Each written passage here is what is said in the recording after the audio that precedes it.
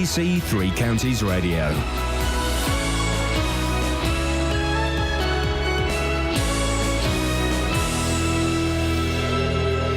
It's 6 o'clock. I'm Simon Oxley. The headlines: Bucks County Council criticised over children's services. Family of Hearts soldier say his death could have been avoided, and praise for train driver after shopping trolley left on the line. BBC Three Counties Radio. The Chief Executive of Buckinghamshire County Council has been told to stand down from a panel overseeing the improvement of children's services. In a critical report leaked to BBC Three Counties, Chris Williams was found to be sluggish in dealing with issues highlighted last year. More from Paul Scoins. Last year, a damning Ofsted report found vulnerable children in Buckinghamshire were not a priority for the council. A government report triggered by that inspection has been leaked and found the council to be slow in dealing with issues.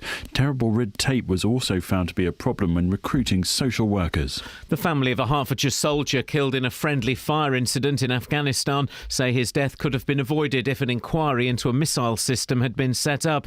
26-year-old Captain Tom Sawyer from Watford died in 2009. Yesterday, a coroner recorded a narrative conclusion following a 2-week inquest into his death and that of a colleague. In a statement, Captain Sawyer's family said they hoped lessons would finally be learned after 6 similar incidents involving the Javelin weapons system. The actions of a driver who prevented a train derailment in Hertfordshire after hitting a shopping trolley have been praised by police. Govia Northern, the train company involved, is offering a £1,000 reward for information following the incident at Welwyn North. Detective Inspector Chris Neeson says it was a deliberate act of vandalism. It's taken effort and it's obviously quite deliberate and reckless to throw a trolley from a bridge in front of a train that's coming is absolutely stupid. It's certainly a criminal act that we will deal with. An RAF plane has landed in Sierra Leone to help in the possible evacuation of a British military healthcare worker who's tested positive for Ebola. The woman will be assessed by experts before a decision is made.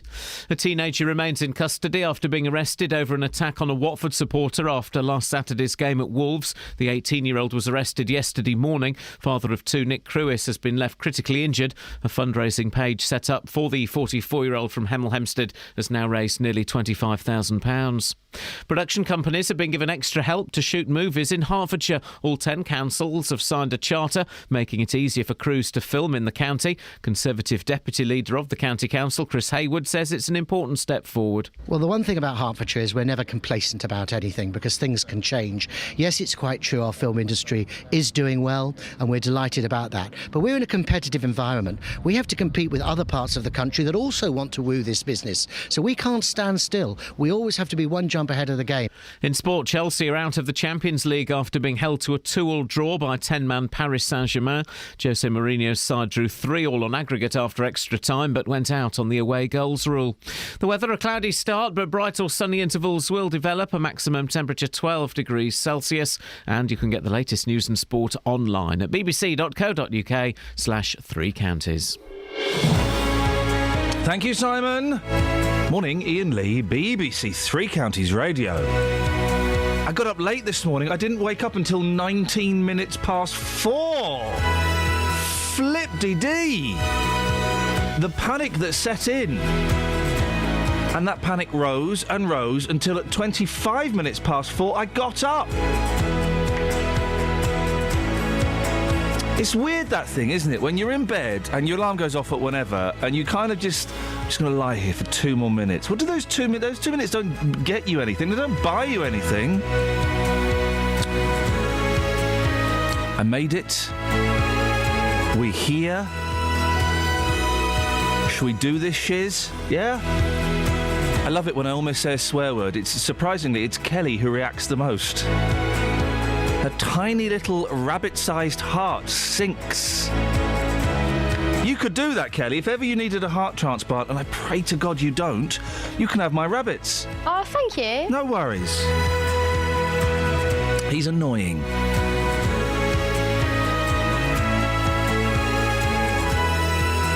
What is on the show? What is on show? Catherine, I've got no idea what is on show. Bucks Council criticised. Derailment narrowly avoided. Yep, didn't rhyme. And washing your laundry in public, literally. Well, in Toddington, in public, literally. In a washing machine. Washing your laundry in public isn't a phrase. Dirty linen in public. We're getting You've close. got linen because you're posh. Airing- Otherwise you might have some sort of man-made mix, and that's okay. Hang on a minute. Hang on. Often iron's better. Hang on. Beds, hearts, and bucks. Hang on. This is BBC Three Counties Radio. Just don't have it too hot. Do you know what song I fancy, Kelly? Hang on, Sloopy, and I don't know who sang it. Hang on, Sloopy, Sloopy, hang on, dun dun dun dun. I could look at that for you. Dun dun. The McCoys. The real McCoys. Nope, the fake ones. I might have it on this computer actually. Well, why are you giving the responsibility to her then? Because I want her to feel that she's part of the team and that she's valued. She's mine. No, I haven't got it. So if you could do that and the Peanuts theme, because that's a nice bit of music, we'll have a wig out to that. Peanuts theme is now in. There you go. Hey, well, I tell you what. While we're waiting for that. No, the phrase is. Hang on. Biggie Smalls out in public. No, Biggie Smalls where? Biggie Smalls in public. He's dead, isn't it? Yeah, he died. Yeah, that's a shame. No, the phrase is airing your dirty linen in public. Airing it? Yes, that is the phrase. Wash it, don't air it. No, but that's dirty. Airing's not going to cut it. Airing's what you do when you know, just pull your bedclothes back. Hey, I've got a good one. Pop stars that sound like laundry. Airing Neville. Airing Neville, yeah? Guys? Kelly, why are you looking confused? And Catherine, why aren't you laughing? Iron Man. He's not a pop star, mate. I'll have that, though. I tell you what, OK, celebrities, including fictional superheroes, that sound like something you do with your laundry. Airing Neville and the Iron Man. Peggy Mitchell. Hey! Now we got a game! Now we've got... Peggy Lee, because Peggy Mitchell's fictional. Don't matter. I feel like I let myself down there. You need more than one Peggy. Kelly. Dina Washington. You got it! We've got ourselves a game! Suggs. It sounds like Suds. Suggs! This is brilliant! We've got from literally nowhere. Imagine if we were stuck in a prison cell in Iran. We'd have like 30 years of this. So far, it's only been 2.5, dear listener. You got off light. 08459 455 555. People's names that almost kind of sort of sound like something you do with laundry. Airing Neville, any of the Peggies, Suggs from Madness. Who was yours? Dina Washington. Dina Washington. Oh, I know, that fella Bubble off of the Big Brother, but he's not really a celebrity. Bubble, yeah. Hang on a minute. Do we really want to name all of them now, or should we let them... Oh, yeah, have you got that song? Oh, yes, come in. Thanks, we'll have the song. Is the content okay? Yes, mate, it's Hang On Sloopy by the McCoys. Yeah, but... What does he mean by Sloopy? Yeah. It was a manoeuvre employed by Vietnam veterans in the deepest, darkest jungle. That's what I suspected. Have we got it? Yeah. Bye, Peanuts. Hello, Sloopy.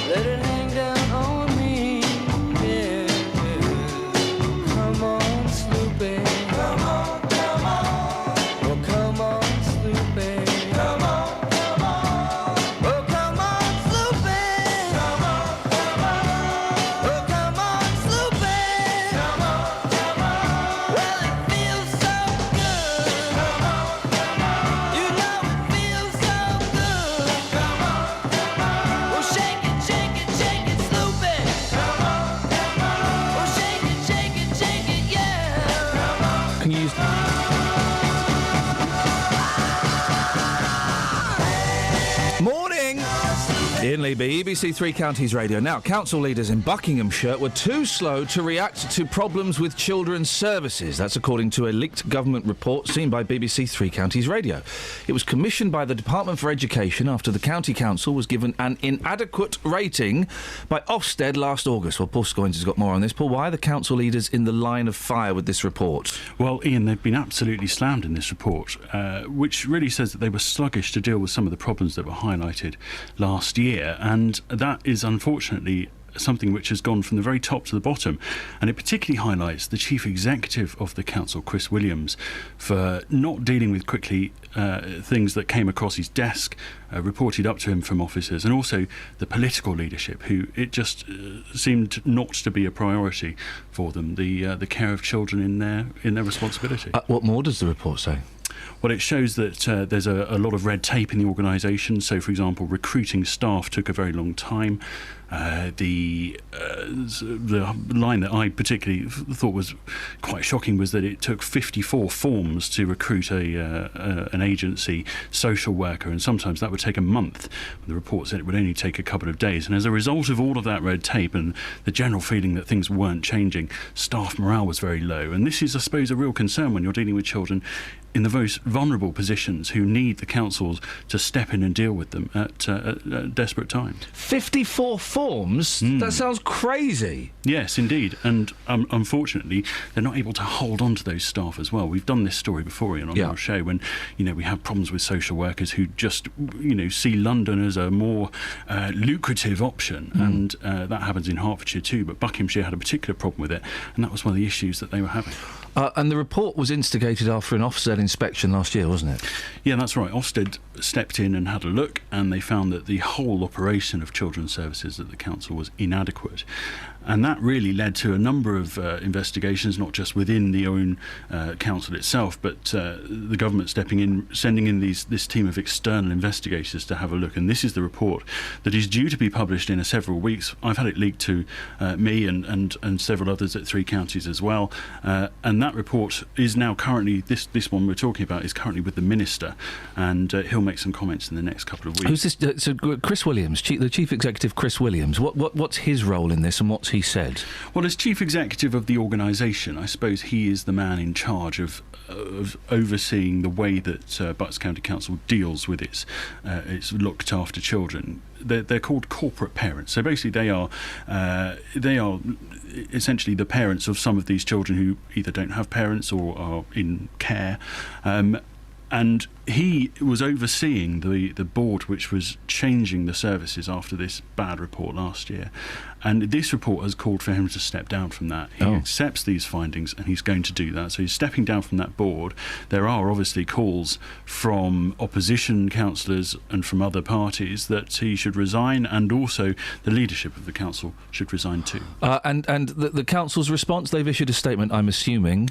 Yeah, it's a pithy statement. They say that they can't really talk until the report's properly published. They say they accept all the recommendations in this draft report. They're already putting in place improvements to achieve a good rating. He was talking at a council meeting this week, and we were able to listen to that, and he said that the council had been named and shamed. He said he acknowledged that there were problems in children's services. He did say that the report recommended no further intervention from the Secretary of State, but others have said, well, this investigation team are going to be with the council for the next 18 months, keeping an eye on things, so they're really doing that anyway. Scoins, thank you very much. 08459 455 555. Let's have a morning of songs that sound similar. Could we have the Kingsmen and Louie Louie?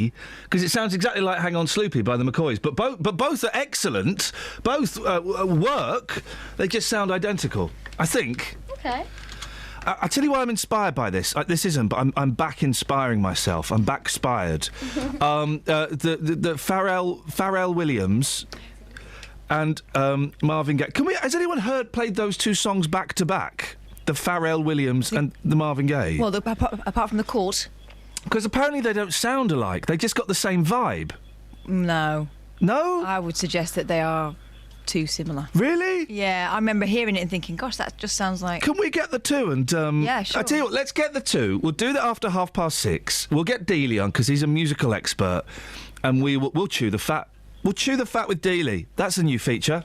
Chewing the fat with Dealey. Chewing... No. You nearly said something vulgar, didn't you? Well done for censoring yourself. That's progress. You're developing as a human spirit. Travel news for beds, cards and bugs. BBC Three Counties Radio. On the M25 clockwise, there's been an accident between junction 21A for the M1 South and 22 for St Albans because of a lorry accident yesterday evening, and it's still causing delays this morning, closing a lane. On the A1M, that's moving fine through the roadworks between junction 1 for the M25 and 2 for Welham Green. And having a look at the speed sensors in Amersham on the A416 Sycamore Road, there's roadworks at the turning for Hill Avenue, but they're not causing any delays at the moment. And on the trains, Abellio Greater Anglia have 15-minute delays between Bishop Stortford and Liverpool Street. It's because of a power problem at some of the level crossings between Enfield Lock and Northumberland Park. Samantha Bruff, BBC Three Counties Radio. Thank you, Sammy. Coming up in 15 minutes, we're going to be chewing the fat with Justin Dealey. This is you know when Zuckerberg woke up from a virginal dream about women that he'd never seen naked before because he was Mark Zuckerberg, and he went, I got an idea for a thing called Facebook. The Facebooks. And everyone's going, what are you talking about? And he went, it's going to be really big. I'm getting the same vibe that Zuckerberg had when he woke up from that dream. I'm getting the same vibe about chewing the fat with Justin Dealey. This is going to be massive. 6:17. It's Thursday, the 12th of March. I'm Iain Lee. These are your headlines on BBC Three Counties Radio. The chief executive of Bucks County Council has been told to stand down from a panel overseeing the improvement of children's services. The family of a Hertfordshire soldier killed in a friendly fire incident in Afghanistan say his death could have been avoided. And a train company is offering a reward to catch vandals who threw a shopping trolley onto a railway line near Welling. BBC Three Counties Radio.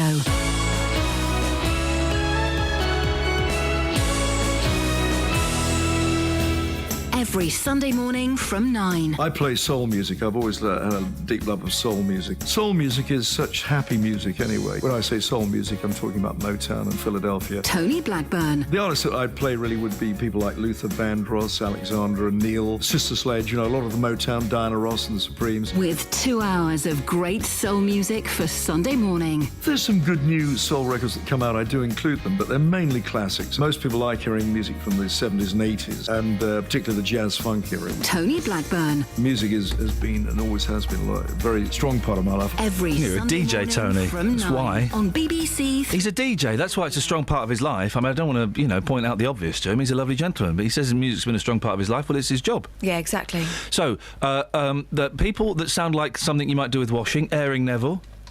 Nice. Suds from Madness.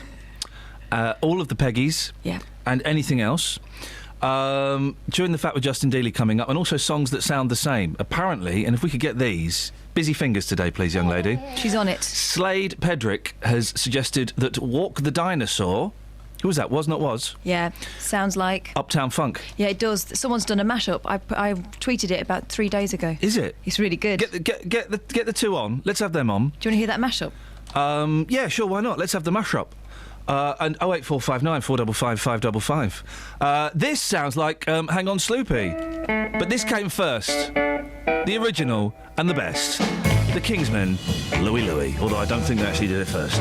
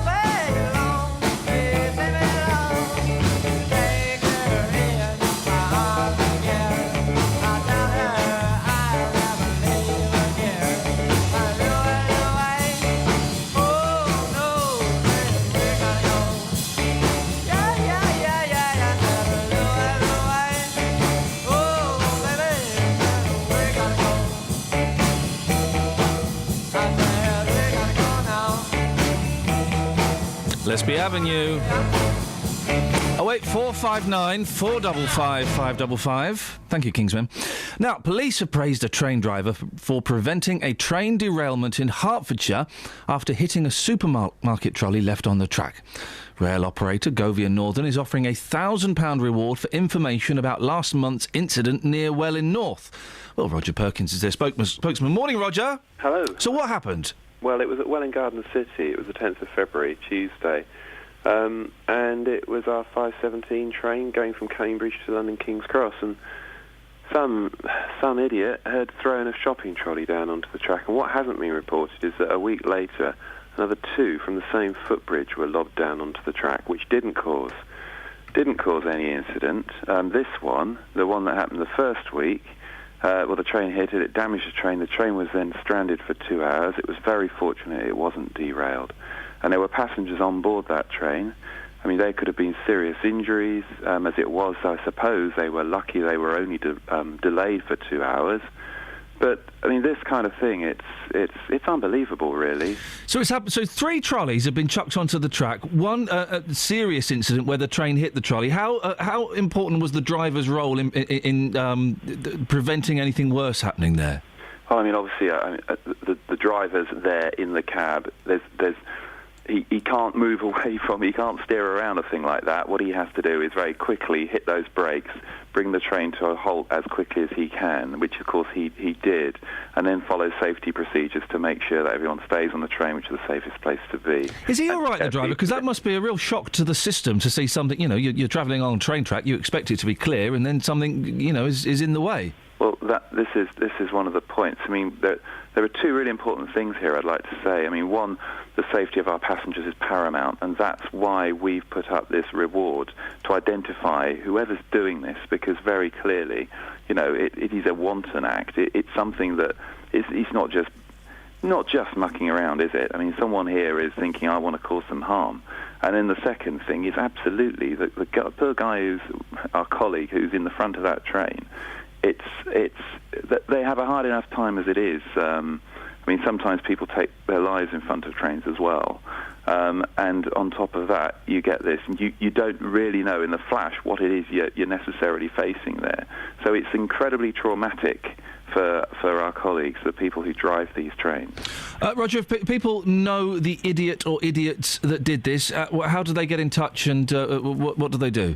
Please call free phone 0800 405 040. That's 0800 405 040. They can also text 61016, and that gets you through to British Transport Police, who are working together with us on this. I mean, there's one other point I want to make, is that supermarkets, some of them have this coin retention thing where you put £1 in, you get your trolley, you get your £1 back at the end of it. Now, if all supermarkets had this, we wouldn't get this sort of thing, would we? People wouldn't be leaving shopping trolleys around. It's not the supermarket's fault, though, is it? Oh, gosh, it's not the supermarket's fault, but it's something that may make a difference. Supermarkets do this odd thing now, and I've got no idea how this technology works. I don't know if you've seen this, Roger, where if you try to leave the premises with your trolley, it freezes. Have you seen that? I haven't seen that. It's if you try and walk out of the car park with it, the wheels just lock, and I've got no idea how it does it. No, I've not seen that. Oh. I've seen the one where it keeps your £1 if you don't take it back. Boy, oh boy, they're not getting my £1. Roger, listen, I wish you the very best of luck. Thank you so much for coming on. Absolutely ridiculous that would happen. Thank you, Roger Perkins from Govia.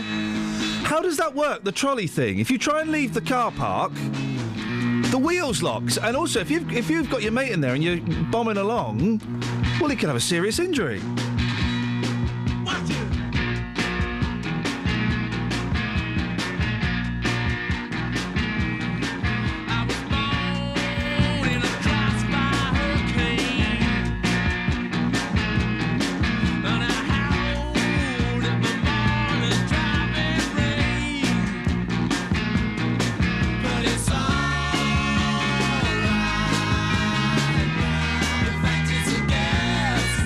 It's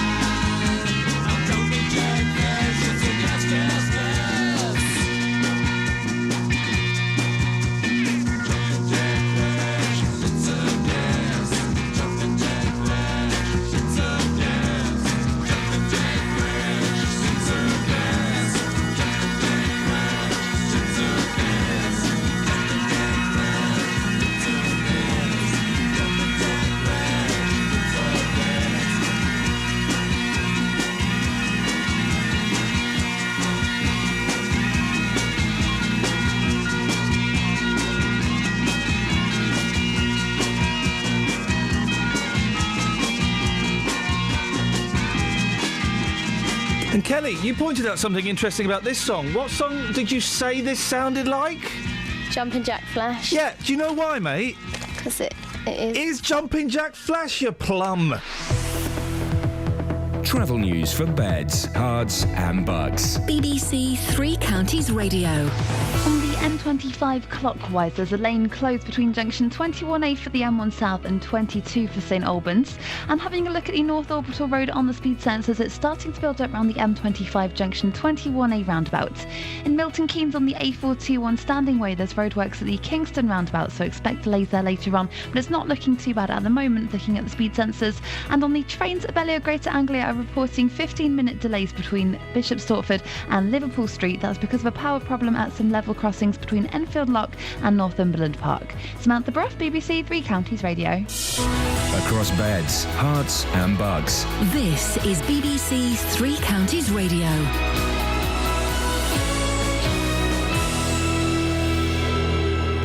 It's 6:30. I'm Simon Oxley. The Chief Executive of Buckinghamshire County Council has been told to stand down from a panel overseeing the improvement of children's services. In a critical government report leaked to BBC Three Counties, Chris Williams was found to be sluggish in dealing with issues highlighted last year. The family of a Hertfordshire soldier killed in a friendly fire incident in Afghanistan say his death could have been avoided if an inquiry into a missile system had been set up. 26-year-old Captain Tom Sawyer from Watford died in 2009. Yesterday, a coroner recorded a narrative conclusion. And the actions of a driver who prevented a train derailment in Hertfordshire after hitting a shopping trolley have been praised by police. Govia Northern, the train company involved, is offering a £1,000 reward for information following the incident at Welwyn North. Three Counties Sports. BBC Three Counties Radio. Chelsea are out of the Champions League after being held to a 2-2 draw by 10-man Paris Saint-Germain. Jose Mourinho's side drew 3-3 on aggregate after extra time, but went out on the away goals rule. I think they deserve to win. When a team cannot defend two corners and concede 2 goals in a corner, a team doesn't deserve to win. When a team cannot cope with the pressure of being with one player more and play at home, the stadium doesn't accept the team to control the game. We want the team to win it. I think we couldn't cope with that pressure.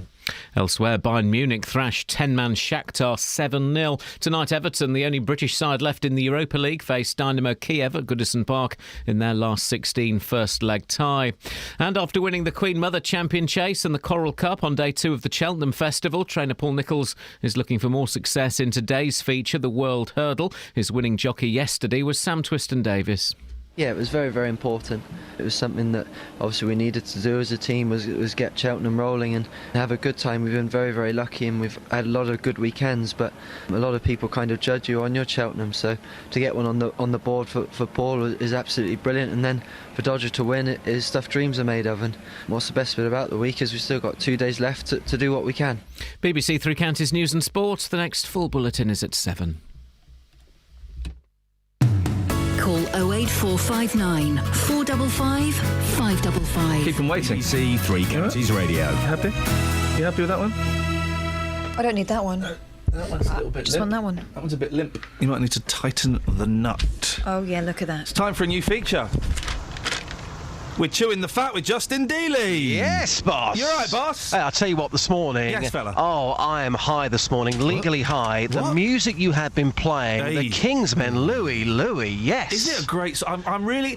Do you know what? That early kind of rock and roll from about sort of 61 to about 63 has never really interested me until recently. Yeah. And I'm starting to dig it, man. I'm starting to dig it. Let me give you a soundtrack that you must listen to. Yes, please. And Louie... By soundtrack, sorry, do you mean song? I mean a soundtrack to a film. Aye. Oh. This film soundtrack is amazing. Quadrophenia.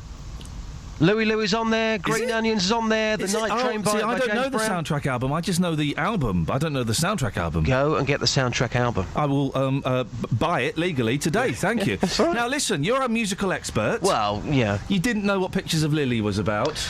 Well, I'm an innocent type of guy. Wow, come on. You're always going around claiming to anyone that will listen that Catherine has sexually harassed you. Yes, that did happen, but that was then, this is now. You know, we try and move on. Can you put that behind you? I think so, yes. Can you, really? Yeah. Wow. Because I don't remember it at all, but I guess that would be the defence of most... Yeah. Yeah, exactly, yeah. Well, they all said that, and they all went down. I don't remember it at all. There we go. But I'm Is it good that you do? Every now and again, I might have a nightmare about it, but it's only every few years. It's not every week. So- I'm not traumatised by what happened. 08459 455 555 if you want to chew the fat with Justin Dealey. Today's fat that we're chewing, songs that sound the same, Just. Do you know what? I'm going to give you 3 straight away. Oh, get in there. And I'm surprised you haven't mentioned this one. Yep. Because this is right up your street. Yep. Chuck Berry, Yep. Sweet Little 16. Oh, yeah. The Beach Boys, Surfing USA. Well, Brian Wilson, he didn't know, like, it's one of the first songs he wrote, he didn't know that you couldn't just steal somebody else's song. So he stole Surfing USA, and they had a big hit with it, and Chuck Berry went, I want a piece of that pie. Yeah. And they had to put his name on the credits. It's fascinating. When you put those two back to back, you quite literally think, is this the Beach Boys an it's the extended same version? Song. Yeah. Right, now, have a listen to this. So this is the one that's caused all of the furore. Now, this is the Blurred Lines, is it, Catherine? Mm-hmm. I've never heard this. See I used to go out and party. Hang on, I'm getting the vibe. Hey. So if I were to play Marvin Gaye now, would it sound the same? I think so. All right, so let's stop that. Hang on. I think so, and the court found that he did. Okay. So here's... There was a party atmosphere, but that could be a Mrs. Mills record. Come on. Oh, it's exactly the same song, isn't it? It is. And do you know what? I've got a musical memory behind this as well. I bet you I have. remember listening to the Pharrell Williams version. I was in Bar Chameleon in Dunstable, and this came on, and I thought, wow, they're playing Marvin Gaye. Yeah. And then I thought, this is not Marvin Gaye. The longer it went on, I actually went and asked the DJ what they were playing, because I could not believe how similar it sounded to the Marvin Gaye version. $7.3 million it's going to cost them. Just fair? I think that's very fair, because if you listen to it, there is the evidence. Those songs sound exactly the same. Now, Catherine, we have 2 more songs. Yeah, Was Not Was, Walk the Dinosaur. Which is a classic of the prehistoric genre. Exactly. Rivaled only by... Can't think of any more songs about dinosaurs, please, guys. 08459 455 555, and I'm not counting Crocodile Rock. Anything by T-Rex. Thank you, Justin. Chewing the fat with Justin Dealey. Okay, so we got Was Not Was, and also Mark Ronson featuring Bruno Mars with Uptown Funk. Boom, boom, aka boom, boom, boom, aka boom, boom, boom, aka. This is a song, kids. Played this 2 weeks ago, guys. Oh, mate. Absolute classic. This is a classic. Don Was, what a genius. Here we go.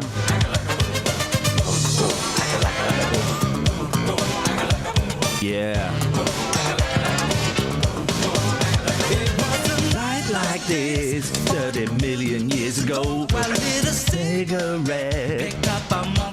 Okay, so if I play the other one now, we'll know it, will we? Here we go. I think so, yeah. Oh! Jack-a-lacka-lacka boom. Isn't it? It's not as obvious as the Marvin Gaye one, but it's definitely up there. Someone did a genius mashup on YouTube. I think Kelly's going to try and get it for us. That's in. Got Chuck's on with Saint Laurent. Gotta kiss myself, I'm so pretty. I'm too hot. It's the same song. Yeah, She said the mashup's in if you wanted to see how Which one's the? Oh, is it Was Not Was? Is it this one? Oh, hang on a minute. Is it that one? Is it this? Is it? Which one is it, Kels? Which one do I press? No. Oh, I put it in there. Can't find it now. Okay, well that's great. So Justin, I've got a great one for you as well. Go on, fella. Okay, the Kinks. Yep. All Day and All of the Night. Oh, here we go. Yeah. And the Doors. Yep. Hello, I Love You. Yeah. Or the Kinks, All Day and All of the Night. Yep. And the Kinks, You Really Got Me. Yes, it's the same song. Yeah. It's the same song. Cheeky guys. Hey, Justin, I really enjoyed chewing the fat with you. It's been a great feature. My pleasure. And, I really appreciate your time and your feedback. Well, a bit weird at the end, but could you... maybe you could get... I tell you what would be nice. I think this is I think we're onto something here. Yeah. Okay, I really think we're onto something here. Maybe you could get some people on the streets to record little jingles. Yeah, if you want, yeah. Chewing the fat with Justin Dealey. Not a problem at all. Different accents, Yeah. different faces, different voices. Make it cosmopolitan. You know, is that what you're I'm saying? Yeah, You know what yeah. I'm saying? Yeah, no problem. Justin, thanks for chewing the fat with me. It's an absolute pleasure. There we go. That's good, isn't it? It's a little feature. It was a night like this 40 million years ago. I lit a cigarette, picked up a monkey spell to go. The sun was spitting fire, the sky was blue as ice. I felt a little tight, so I watched Miami Vice. This is that ice cold Michelle fight for that white gold. This one for them hood girls, them good girls, straight masterpieces. Styling, wildin', living it up in the city. Got Chuck's on with Saint Laurent. Gotta kiss myself, I'm so pretty. I'm too hot. Call the police and the fireman. I'm too hot. Make a dragon wanna retire, man. I'm too hot. Say my name, you know who I am. I'm too hot. And my band bought that money. Break it down. Girls hit you, hallelujah. Girls hit you, hallelujah. Girls hit you, hallelujah. Cause Uptown Funk don't give it to you. Cause Uptown Funk don't give it to you. Cause Uptown Funk don't give it to you. Saturday night and we in the spot. Don't believe me, just watch. Come on.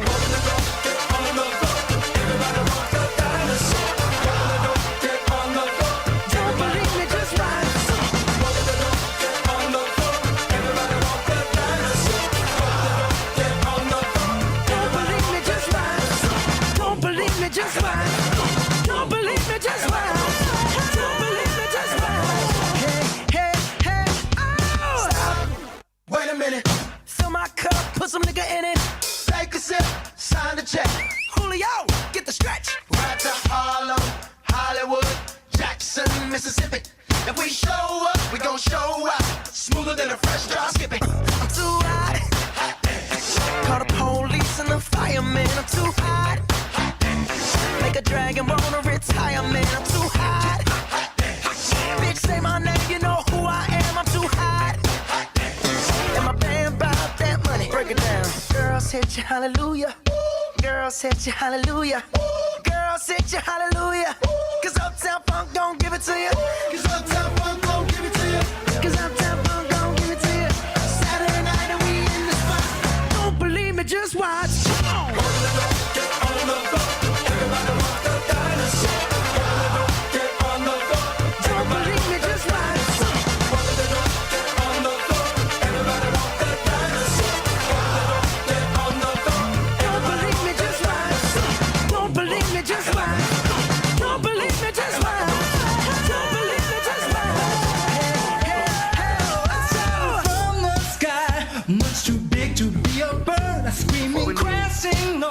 Louder than I've ever heard. It looked like two big silver trees and somehow found too short. Suddenly, a summer breeze out of my lion roar. I killed a dinosaur. Uptown funk you up. I killed a dinosaur. Uptown funk you up. Uptown funk you up. Just own it. If you said and flown it. If you freak dead and own it. Don't everybody come show me. Just own it. If you said and flown it.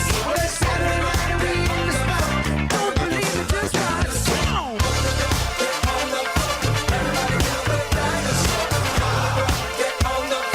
Don't believe it, just watch.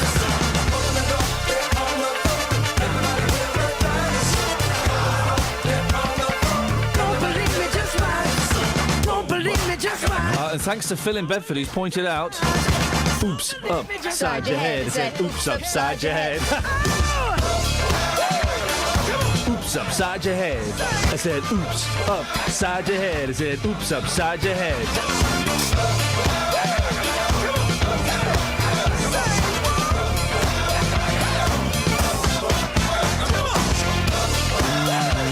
Oh, I was chewing the fat with Justin Dealey. If only we had a jingle to celebrate that.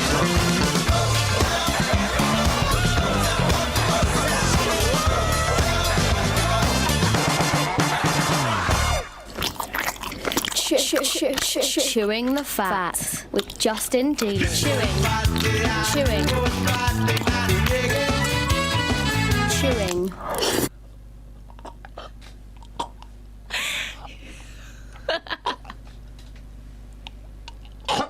That is the most disgusting thing I've ever heard in my life. But I like it. How did you get that chewing noise? Just chewing. What were you chewing?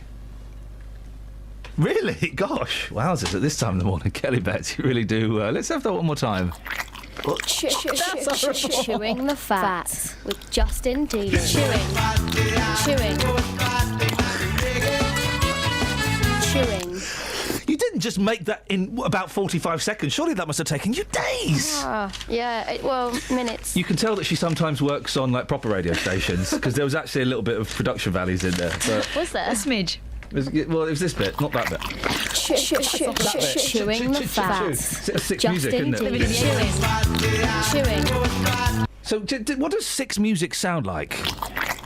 Chewing the fat with Justin Dealey. Chewing. It's the most disgusting thing I've ever heard, but I like it. Thanks, though, Kels. You're welcome. If you want to make any more jingles throughout the morning, just for anything. Just for anything. You go for your life, All girl. right, I will. We'll look at the papers in a bit, shall we? Oh, yeah. Okay. Travel news for beds, cards and bugs. BBC Three Counties Radio. On the M25 clockwise, there's still a lane closed between junction 21A for the M1 South and 22 for St Albans because of barrier repairs after an accident with a lorry yesterday evening. On the A1M southbound, it's looking slow around junction 7 for Stevenage, and in Amersham, looking at the speed sensors on Sycamore Road, it's looking fine, but there are the roadworks at Hill Avenue, so that could cause delays later on this morning. On the trains, Greater Anglia reporting 15-minute delays between Bishop Stortford and Liverpool Street. That's because of a power problem with level crossings between Enfield Lock and Northumberland Park. Samantha Bruff, BBC Three Counties Radio. Thank you very much.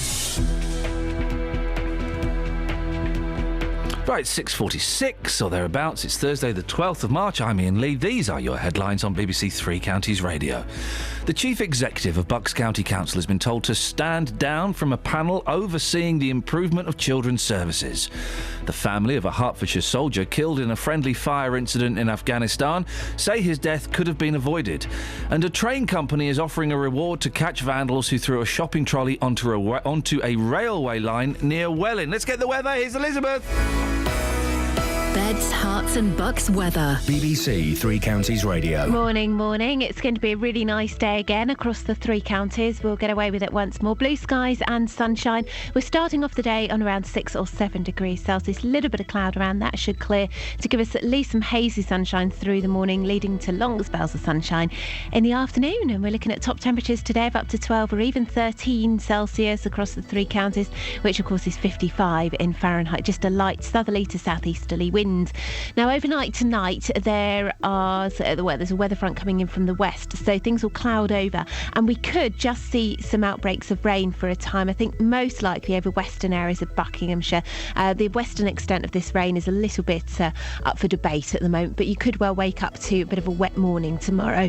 Overnight lows of 5 or 6 degrees Celsius. Where we do get the rain, or the cloud, then it is going to clear into tomorrow afternoon. So a bit of a wet or even just a cloudy start tomorrow, but we will see a much brighter afternoon. And then for the weekend, well, it's looking particularly horrible actually. It is going to stay dry, but there'll be a lot of cloud around. We've got an easterly wind, so very, very chilly winds, I'm afraid, all the way from Russia, just for Mother's Day on Sunday.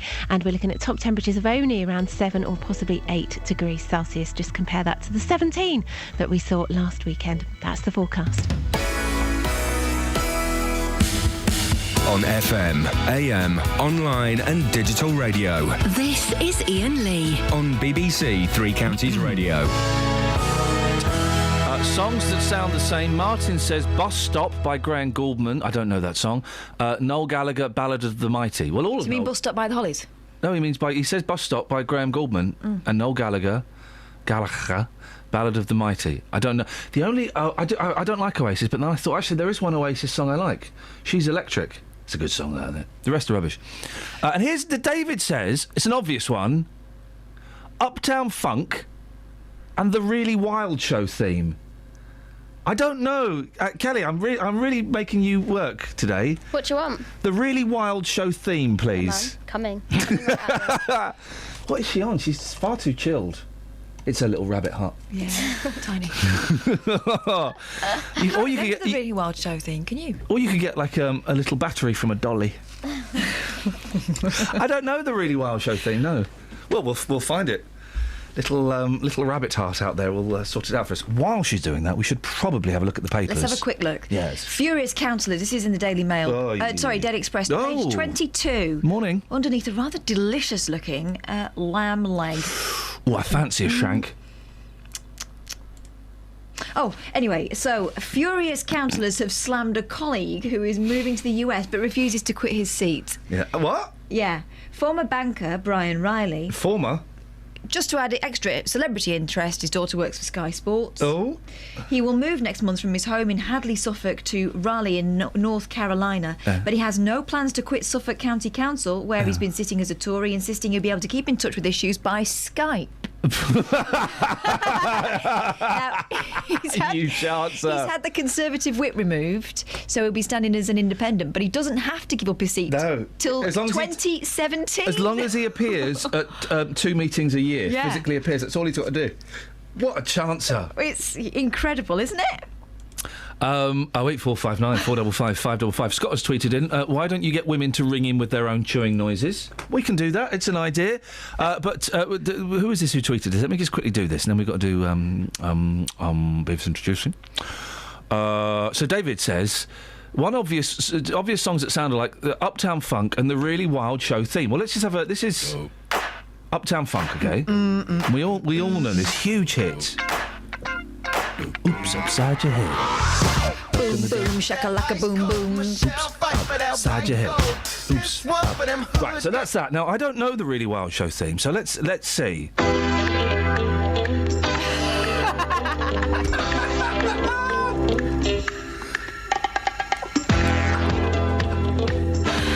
Oh, please someone match this up. Oops, upside your head. Said oops, upside your head.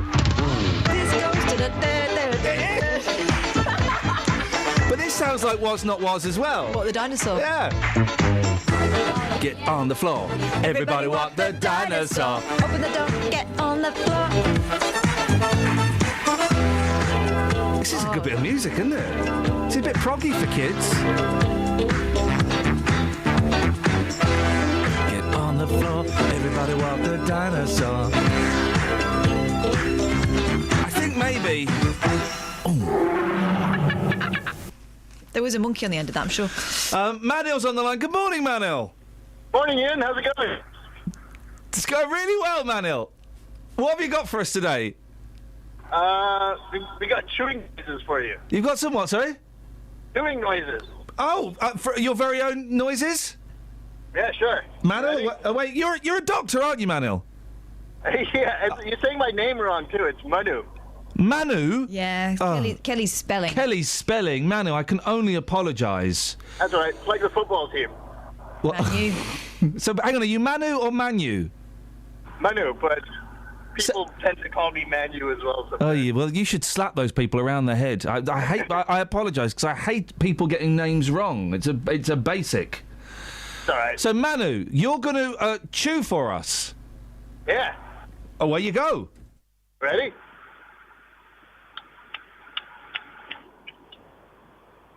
Did you get it? Go and save some lives. Sorry? Go and save some lives, Dr. Manu. Speak to you later. Thank you. Bye. Sort your life out. He sounded, let's be honest, he sounded disappointed. I don't know what he was expecting would happen to him after he did the chewing, but he sounded disappointed, didn't he? I think he thought we were supposed to, I don't know, maybe we didn't praise it enough. Manu, he's gone. We've let him go. That's probably the best for everybody concerned. If you want to phone up and make a chewing noise, you're more than welcome to. That was a professional chewing. I was a doctor. Kelly Betts. Yes. BBC Introducing. Yes. Give it up. You want me to give it up? No, I mean... You're actually really good at I'm it. I'm speaking as though I were talking to a Kardashian. I'm speaking hip. Give it up. Oh, okay. No, actually, I seriously think as a career move, you should probably give it up. Really? I think I'm really good at it, though. No, I'm speaking like a Kardashian. Give it up. Oh, okay. Keep your Saturday nights free. Oh. You're young. You've got a rabbit's heart. I'm really good at it. No. I find all the best songs. You misunderstood me. All of our acts that I put forward for festivals last year were picked. Well, that's why you should give it up. Glastonbury, Reading and Leeds. You should give it up. Park, One Big Weekend. Give it up then. Okay. Give it up. Give it up. Yeah. What? Just not do it anymore? No. I'm saying give it up. Oh, okay. So BBC. You've reached the peak. You can't go anymore. So now's the time to knock it on the head. Give it up. But I'm really good at it, though, mate. No, what I'm saying now is knock that on the head, that little rant, and give it up for the boys and girls. So BBC Introducing is a show every Saturday night from 8, and we showcase the best in unsigned and undiscovered and cool, hip new music from around the 3 counties. And each week we add a track to the playlist. I can see your finger going. Well, because you're going on for flipping ages, and it's a long song. We've told you should give it up.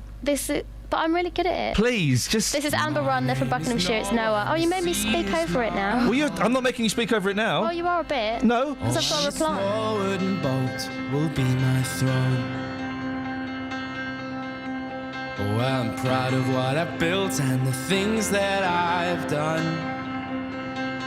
Oh, and all of the people I've learned to love. We're singing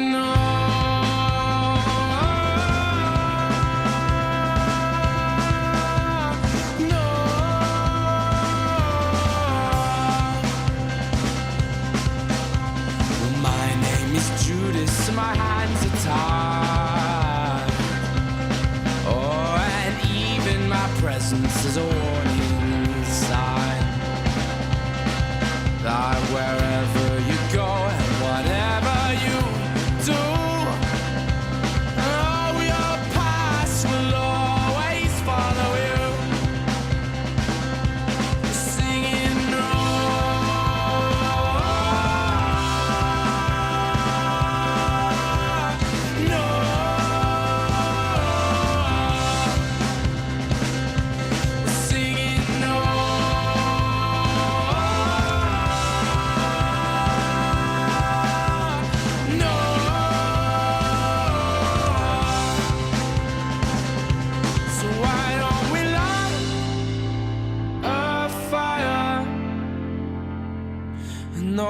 the flames will grow higher. So why don't we light a fire and leave the rest behind? 'Cause life's for living right.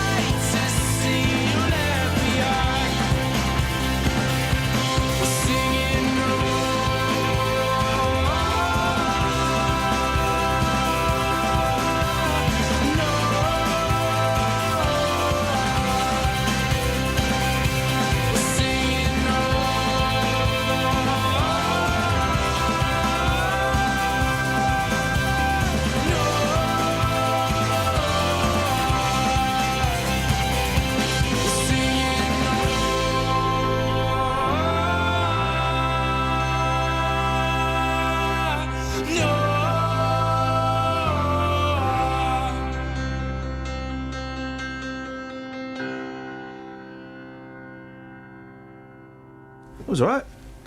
It was alright, that one. You like it? Well, yeah, and you've just tweeted that I'm a fan. Yeah, you said... I said this is alright. Yeah. And I've tweeted the young gentleman and I said this is alright. Now, yeah. Hopefully he'll take that in the way it's... Them. There's 5 of them. Is Noah? Noah's the song. What? This is really turning everything on its head. Amber runs the band from Buckinghamshire. There's 5 of them. I'm going right off them right now. Oh. They better sort out their name to Noah immediately, otherwise this will not be all right. I don't know if they're going to do that. I realise, I think in my head, right, I'm sounding really hip and funny and clever. No.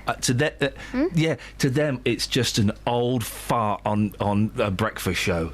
Not just to them. Wow. Ooh. Travel news for beds, cards and bugs. BBC Three Counties Radio. On the M25 M25 clockwise, there are delays because the lane's closed between junction 21A for the M1 South and 22 for St Albans. It's after a lorry accident yesterday evening. On the A1M southbound, looking at the speed sensors, and it's starting to look quite slow around junction 2 for Welham Green. And the M1 southbound's building up between junction 10 for the Luton Airport Spur Road and 9 for Redbourne. It's also looking quite slow on the approach to the M1 on the A5 southbound from Markgate and Lynch Hill towards the M1 junction 9 for Redbourne. And on the trains at Belleau Greater Anglia have 15-minute delays between Bishop Stortford and Liverpool Street. That's because of a power problem at some level crossings. Samantha Bruff, BBC Three Counties Radio. Thank you, Sammy. So, songs that sound the same, songs about dinosaurs, celebrities that sound like something you might do with your washing. Was there anything serious we were talking about? I hope not. Nah. 08459 455 555. Oh, and phone up and make your chewing noises. Local and vocal across beds, hearts and bucks. This is BBC Three Counties Radio.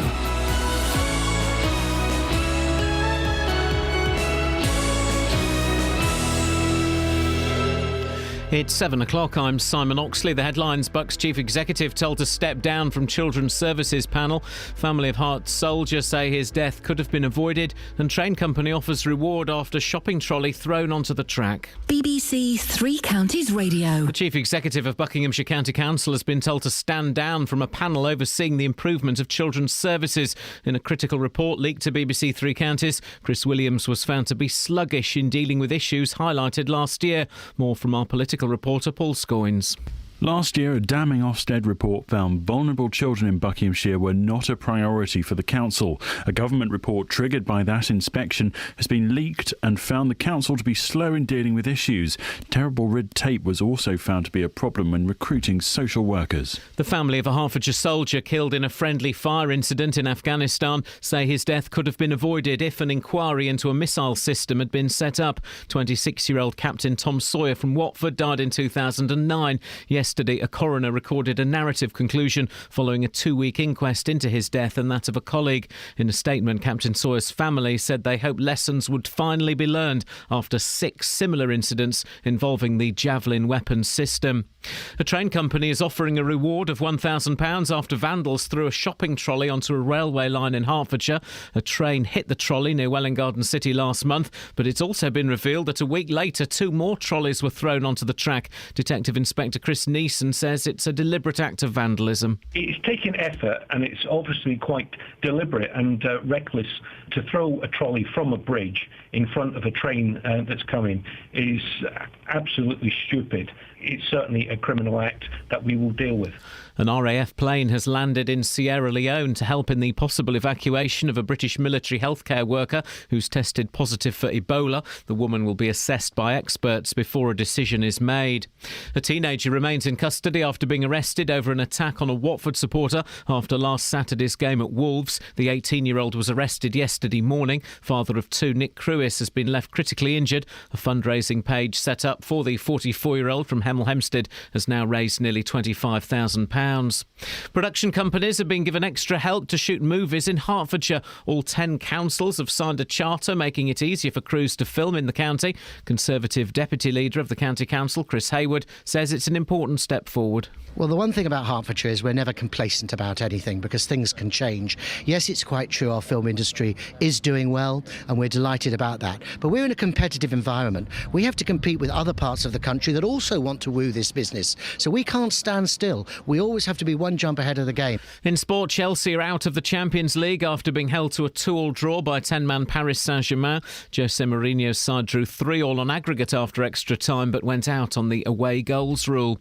The weather, a cloudy start but bright or sunny spells will develop, a maximum temperature 12 degrees Celsius, and you can get the latest news and sport online at bbc.co.uk/3 counties.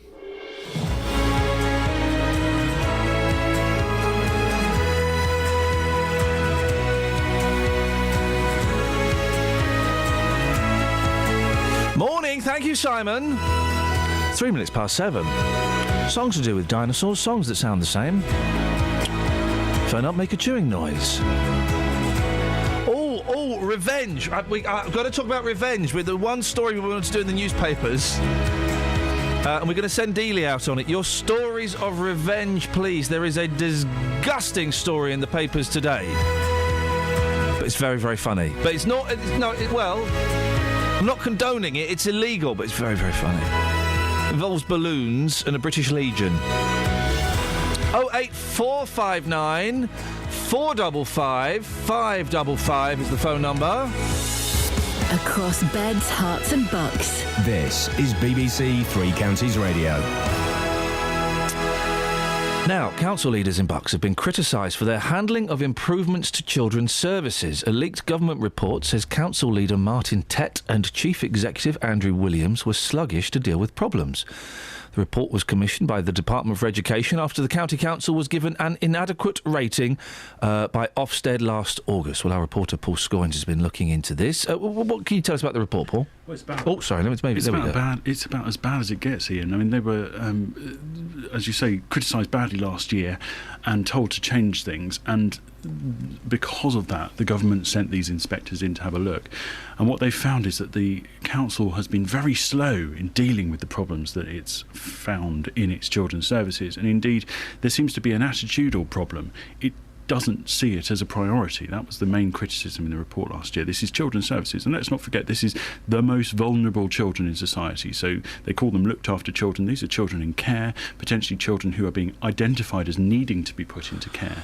And the chief executive was named as sluggish in the report when he was fed information, didn't deal with it quickly enough, and there was lots of red tape, which meant that it took a long time to recruit social workers. Council leader Mr Tett and Chief Executive Mr Williams both come under criticisms. We said that they were labelled sluggish. Why? Is there any suggestion as to why they would be sluggish with something as important as this? Why they weren't acting faster and better? I think the report really tells a tale of deep bureaucracy at the council. And they talk about the fact that there's been a lot of cuts to services, and there is a sort of a morale problem within the organisation. Perhaps things aren't getting reported up and down the chain quickly enough. But ultimately, that shouldn't be a problem, because they should learn to deal with that. And the council say that they are improving the services, and the report does accept that. An extra £6 million has gone into children's services this year, and the hope from the council is that they turn that around from being inadequate to good in the next 18 months. But, there are concerns that if these sort of things have been ignored for so long in certain instances, that we don't quite know what the scale of the problem is. There are still a number of children whose cases haven't been allocated. There is no database to see where those children are, so you can't monitor the progress through the system as well as you might hope to, and those problems aren't getting addressed until next month. Stay there, Paul, because you may want to chip in with our next guest. Someone else who's seen the report is David Williams, a barrister specialising in international family law. He's also Labour's parliamentary candidate for Wickham. Morning, David. What do you make of the report? Morning, Ian. Well, I think it's an extraordinary report. We have to remember that this isn't just an inspector's report. It's actually Red Quadrant going in to advise and support the reform of the department, because the Ofsted report was so bad. It wasn't just a marginal failure. It was regarded as being at the serious end of the spectrum, so a very serious failure. It's now more than 6 months, David, since Ofsted assessed BCC's children's services as inadequate. Why do you think they're still below the required standard? Well, I think the report really makes clear that there was a very high level of complacency within the Conservative-led council, that they simply didn't prioritise children's services for funding. Having overspent last year, they then they set a budget 1 million less than what they had spent the year before, and I just don't think that they prioritised it in the way they should have done. What should happen to the council bosses that have been involved with this? Well, if you go back, 2003, Lord Lamming reported on the Victoria Climbié killing, and in 2009 he reported again about baby Peter. And so, these issues of lack of funding, children's services being a Cinderella service, as he put it, have been around for a very long while, and for a council to have failed so badly. No one's died in this situation, though, have they, David? Well, they haven't, but that's a matter of pure luck rather than anything else, because these sorts of failures in social services are exactly the sort of things which led to the deaths of Victoria Climbié and baby Peter.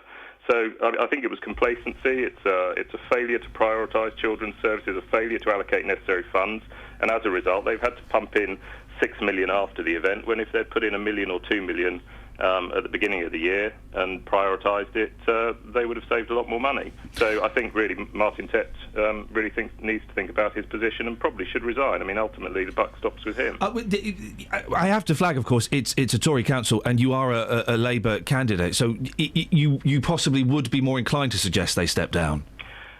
I think if you look back, the Director of Children's Services in January of this year wrote to the Chief Executive and to the senior politicians and pointing out the problems in children's services. They took the view that children's services were profligate in their spending rather than accepting that there was a problem. And so they've known for a very long time that this was a problem. And, if it had only just been drawn to their attention, well, maybe we could be a bit more understanding, but the complacency is so significant. You had something you wanted to add, Paul? David, I mean, this has come at a time, of course, where there is an ongoing investigation into child sexual exploitation in Aylesbury area, and, of course, that's subject to some legal sort of issues at the moment. But does that concern you that there is potential for other instances like this?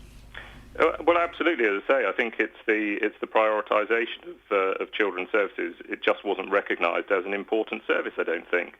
And if that was the position over the last 5 years, which almost certainly, I mean, this didn't just happen last year. I mean, actually, it's a question of priorities over a number of years. One has to be concerned about whether the response to this is merely window dressing.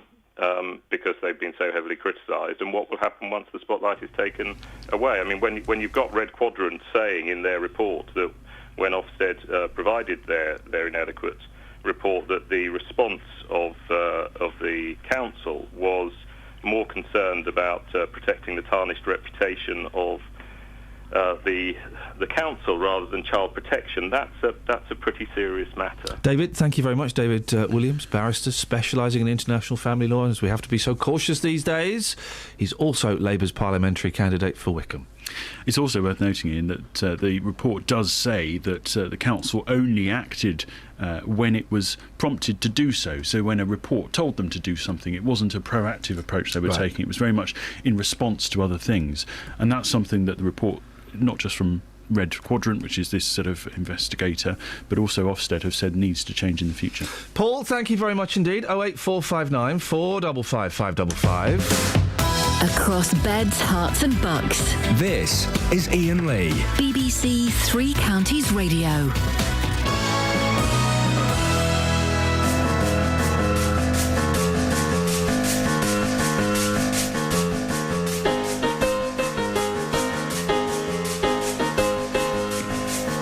Anything on the texts, Boyley? Yeah. What we got? 81333. Start your text 3CR. Otherwise, it goes to another radio station, and all the other ones are rubbish. People who could celebrities who could get your laundry clean. Laundry celebrity. We started off with airing Neville. That was mine. You came up with Suggs from Madness. Suggs. Yeah. All the Peggies. Oh, hang on a second. All the Peggies are involved. Who else have we got? Maffin Hanslope suggests Joe Mangle. Oh, Maff, yes, 5 points, top of the class. And Mrs. Yeah. Get it done in half the time. Yep. John Dreyer from Luton. Well, sounds a bit like Dreyer. Luton Town. No. And them Detroit Spinners. Hey, yeah, we'll have them. Yeah, they're good. Hanslope. They're good, thank you, Maff. They're all from Maff. Yes. Hey, Maff, go and have a lie down. Are we accepting football ones? No. Because you don't believe in them, do you? I don't believe football actually exists, no. OK. Oh, the trolleys, by the way, that you can't get past a certain area of a supermarket. Yeah, but strangely, I've seen further up the hill. It's some kind of voodoo. If you try and push trolleys these days out of a car park, to help you get, the kids home, it jams. Tis no voodoo. What is it? Snuffers. Tis magnetic strip. Hey, Snuffers! How high above the magnetic strip would you have to lift the trolley to get it over? 10 feet? I don't think we should be encouraging such acts. No, it's science. We wouldn't have a cure for... no, we haven't got a cure for that, hang on. We wouldn't have penicillin if it wasn't for curiosity. No. Although it did laziness. kill the cat. Laziness is what gave us penicillin. How high would you have to lift a trolley over the wall of a car park to get it out to your house? I reckon no higher than a 15-year-old's shoulders, because I've Okay. seen them up the hill, so they've managed it somehow. Some of those 15-year-olds, though, are just... they're so big. Whenever I see a trolley, though, a lone trolley, Yeah. I do get the urge to pop a friend in. And wheel it wheel down them the hill. around, yeah. So- I'm often that friend. yeah, you would be perfect size. Yep. I won't let go. And then you say that as they're walking down a hill and you're standing next to them. It's, Don't do that. It's very dangerous. Naughty. guys, it is naughty, of course. Phil enjoyed Mashup. The Mashup he was. We'll be having Mashup Mondays. No. No, but think it might we be will be having Chewing the Fat with Justin Dealey. That's a regular feature. Mhm. Got a jingle now, might as well use it. Go on then. Oh, right. No, we've done I it. thought you were doing a link to No. the jingle. Anything else? No, I think that'll do. Thank you.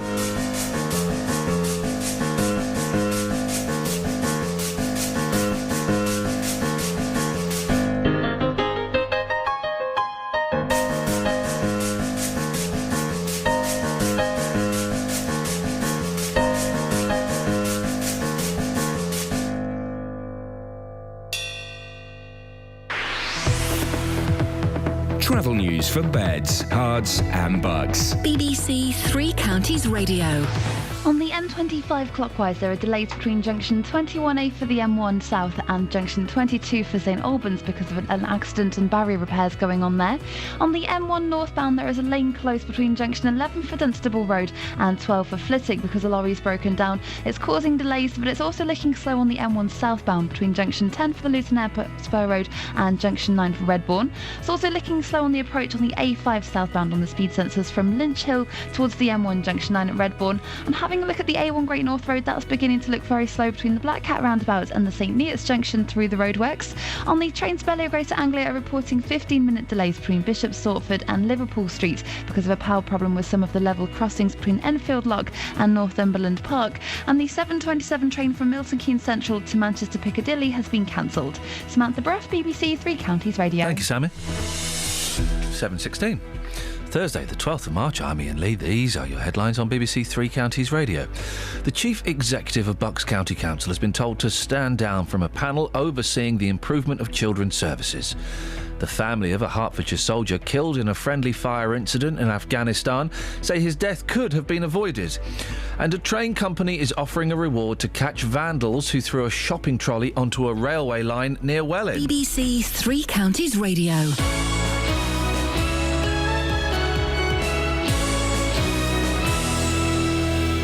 If you've missed any of the programmes here on BBC Three Counties Radio, you've missed things like this. It starts off with going to a needle exchange and there's support workers in there. In that treatment centre, it still hadn't got to the nub of the problem. It hadn't, no. But there is a way you can hear it all again. Lee from Luton began drinking at the age of 12. I'd wake up in the morning, the first thing on my mind would be a drink. bbc.co.uk/Three Counties Radio. My dad came to see me on that prison sentence and he told me he was dying of terminal cancer and he wanted to make things right before he died. He took me back into his home. He done his best and the bottom line was I still couldn't stop using drugs. Allowing you to listen to what you missed. bbc.co.uk/Three Counties Radio. Now, a shopping trolley from a footbridge almost caused derailment near Welling North. A reward of £1,000 has been offered by the train's operator, Govia Northern, to catch those responsible. Well, Andy Botham is a train driver with 25 years' experience. Morning, Andy. Good morning, Ian. A shopping trolley chucked off a bridge onto a train track. Could it really cause a derailment? Yes, anything of that size, hit by a train going at speed, could cause serious damage. Because you always think that trains, they go so fast and they're so big and so powerful that it would knock something like that out of the way, but it could be very serious, could it? We do have guards on the front of the trains that are designed to move things out of the way, but if something like that got tangled up underneath the wheels and locked the wheels, then there is a possibility that it could derail. How common is this kind of thing, Andy? The idiots chucking stuff onto the track? Fortunately, it's not too common. Trespassers on the track and people playing on the track is a dangerous incident. Many years ago, under British Rail, we used to go into schools and explain the dangers of children playing on the track and what the consequences of doing such things could be, but that doesn't happen anymore. It's weird, isn't it? Because the consequences are, hey, you might get hit by a train or electrocuted. It seems pretty obvious, really. Yeah, but I think a lot of time, young people don't realise the risks of the things they do. No, of course not. It's a bit of fun, but it's not fun. Is there anything that the driver can do in a situation like this? Is it simply a case of whacking on the brakes and keeping your fingers crossed?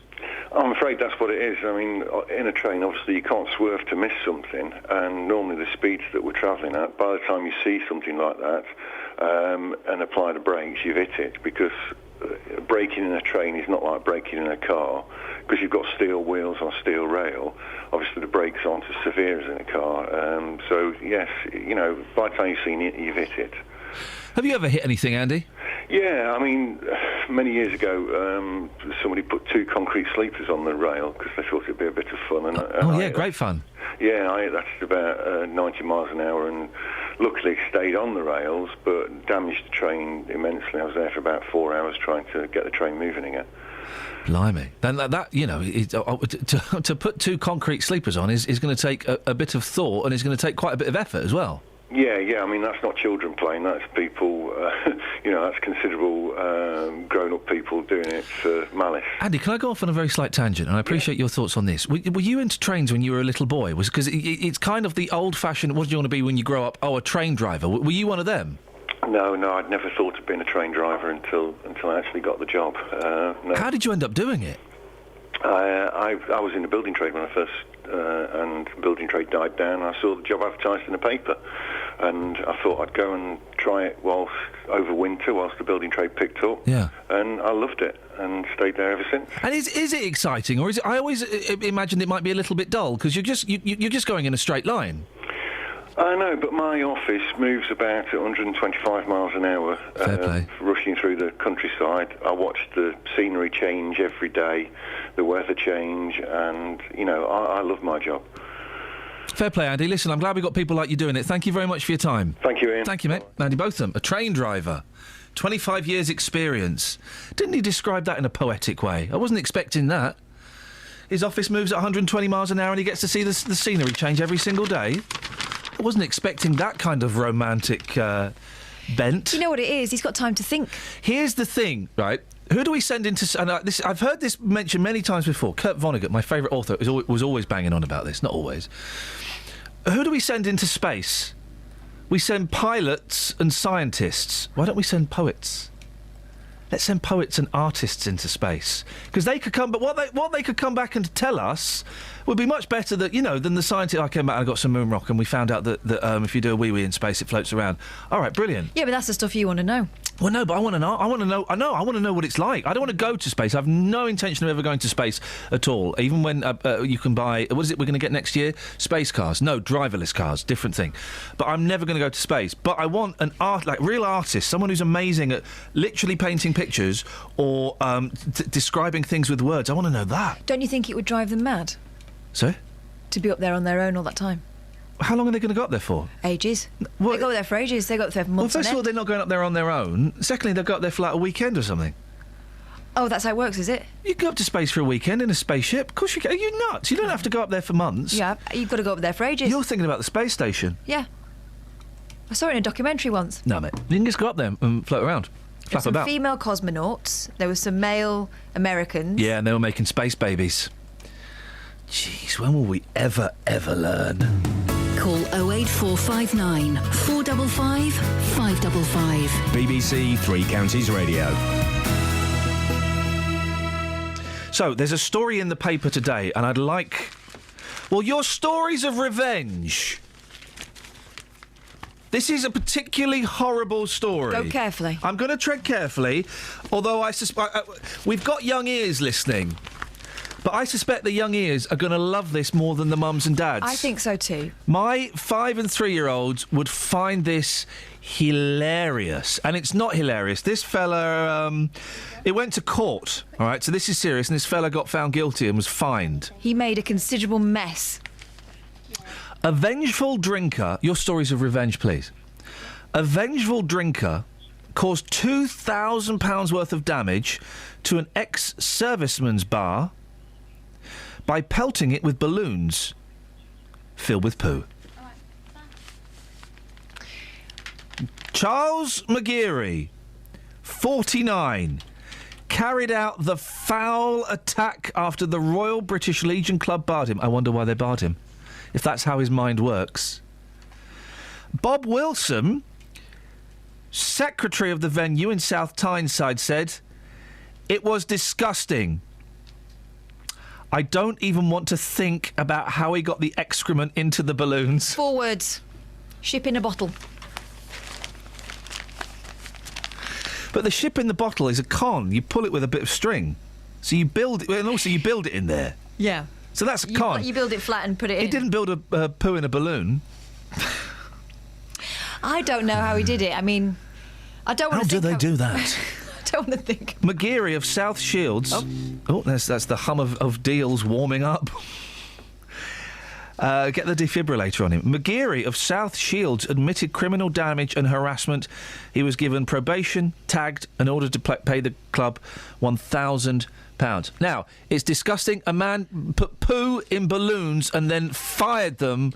Now, in my head, these balloons have also got helium in, and they kind of... Oh, they float. They bobbed along. I don't know if they were floaters. No. Were they floaters? If they did that, how would you get them to break? Catapult. Get your catapult. Well, this is getting more and more elaborate. Well, this is... maybe he just threw balloons filled with poo. In my head, when I first read this, though, I imagined they were floaters, and they had helium in, and they kind of... And when they got... A bouncing bomb. And then they were... Bob... There's a knock at the door. He knocks with a long stick. Bob Wilson comes out. Hello? Hello? Ding! He fires the balloon, and it hits Bob Wilson full on the head.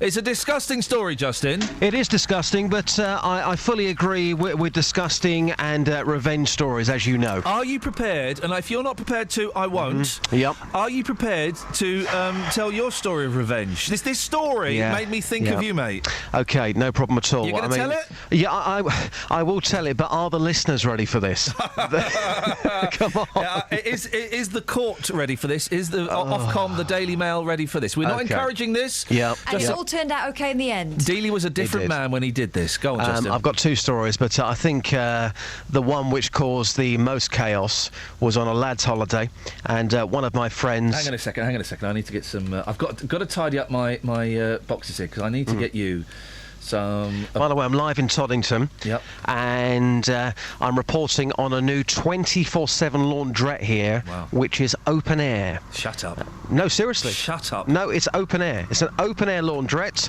The question is, do I take my clothes off in public this morning? If I do, what is the worst that could happen? Well, is it cold?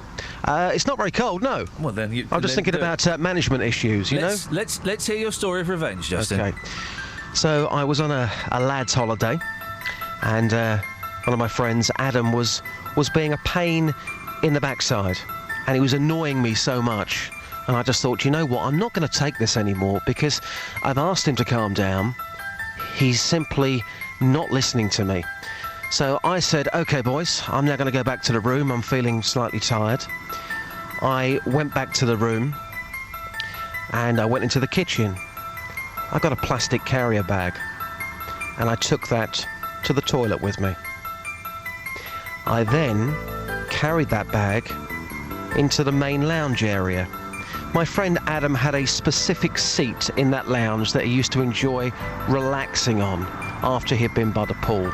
So he comes back into the room, and this plastic bag is hanging from a door handle right behind that chair. He sits down, and straight away he says, "It really smells in here, it's disgusting, absolutely disgusting, what's going on?" I said, "I've got no idea." I said, "Can you pass my cigarettes out of that plastic bag for me, please?" Puts his hand into the bag. You know what happens next. Absolute mayhem.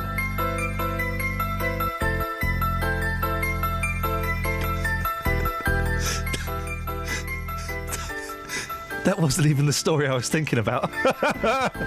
Justin, that wasn't the story I was thinking about. No, is there more? I've got quite a few revenge stories. You're such a horrible man. I've not heard that one before. No, there was footwear involved in the one we were thinking of. Oh, that one. Oh, we'll do the footwear one later on. Justin, can you, as well as open air washing, can you take that to the streets, please? What do you want me to take to the streets? I'm now confused. A poo in a bag. No. Just see if you can find any stories of revenge. Yeah, of course I can. Thank you very much, boss. Cheers. That was not the story I was expecting to hear. Turns out he's a serial offender. He's got a problem. 0845. We'll hear Dealey's other story, which I suggest is worse. We'll hear that a bit later on, maybe in an hour's time. 08459 455 555. Let's get the Trav. Travel news for beds, cards and bugs. BBC Three Counties Radio. On the M1 northbound, there's a lane closed between junction 11 for Dunstable Road and 12 for Flitwick. That's because a lorry's broken down. And on the M25 clockwise, there are delays between junction 21A for the M1 South and 22 for St Albans because of a lane being closed. In Hemel Hempstead on the A41 southbound, it's looking slow from the Hemel Hempstead turn-off at Two Waters Road, southbound towards the M25 junction 20 at Kings Langley. And on Park Street on the A414, that's looking busy round the Park Street roundabouts and the North Orbital Road. On the train to Bellier Greater Anglia have half an hour delays between Bishop Stortford and Liverpool Street because of a problem with some level crossings.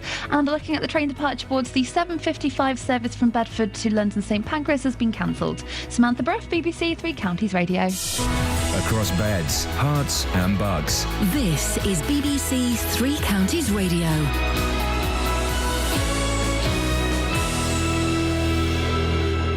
It's 7:30. I'm Simon Oxley. The Chief Executive of Buckinghamshire County Council has been told to stand down from a panel overseeing the improvement of children's services. In a critical government report leaked to BBC Three Counties, Chris Williams was found to be sluggish in dealing with issues highlighted last year.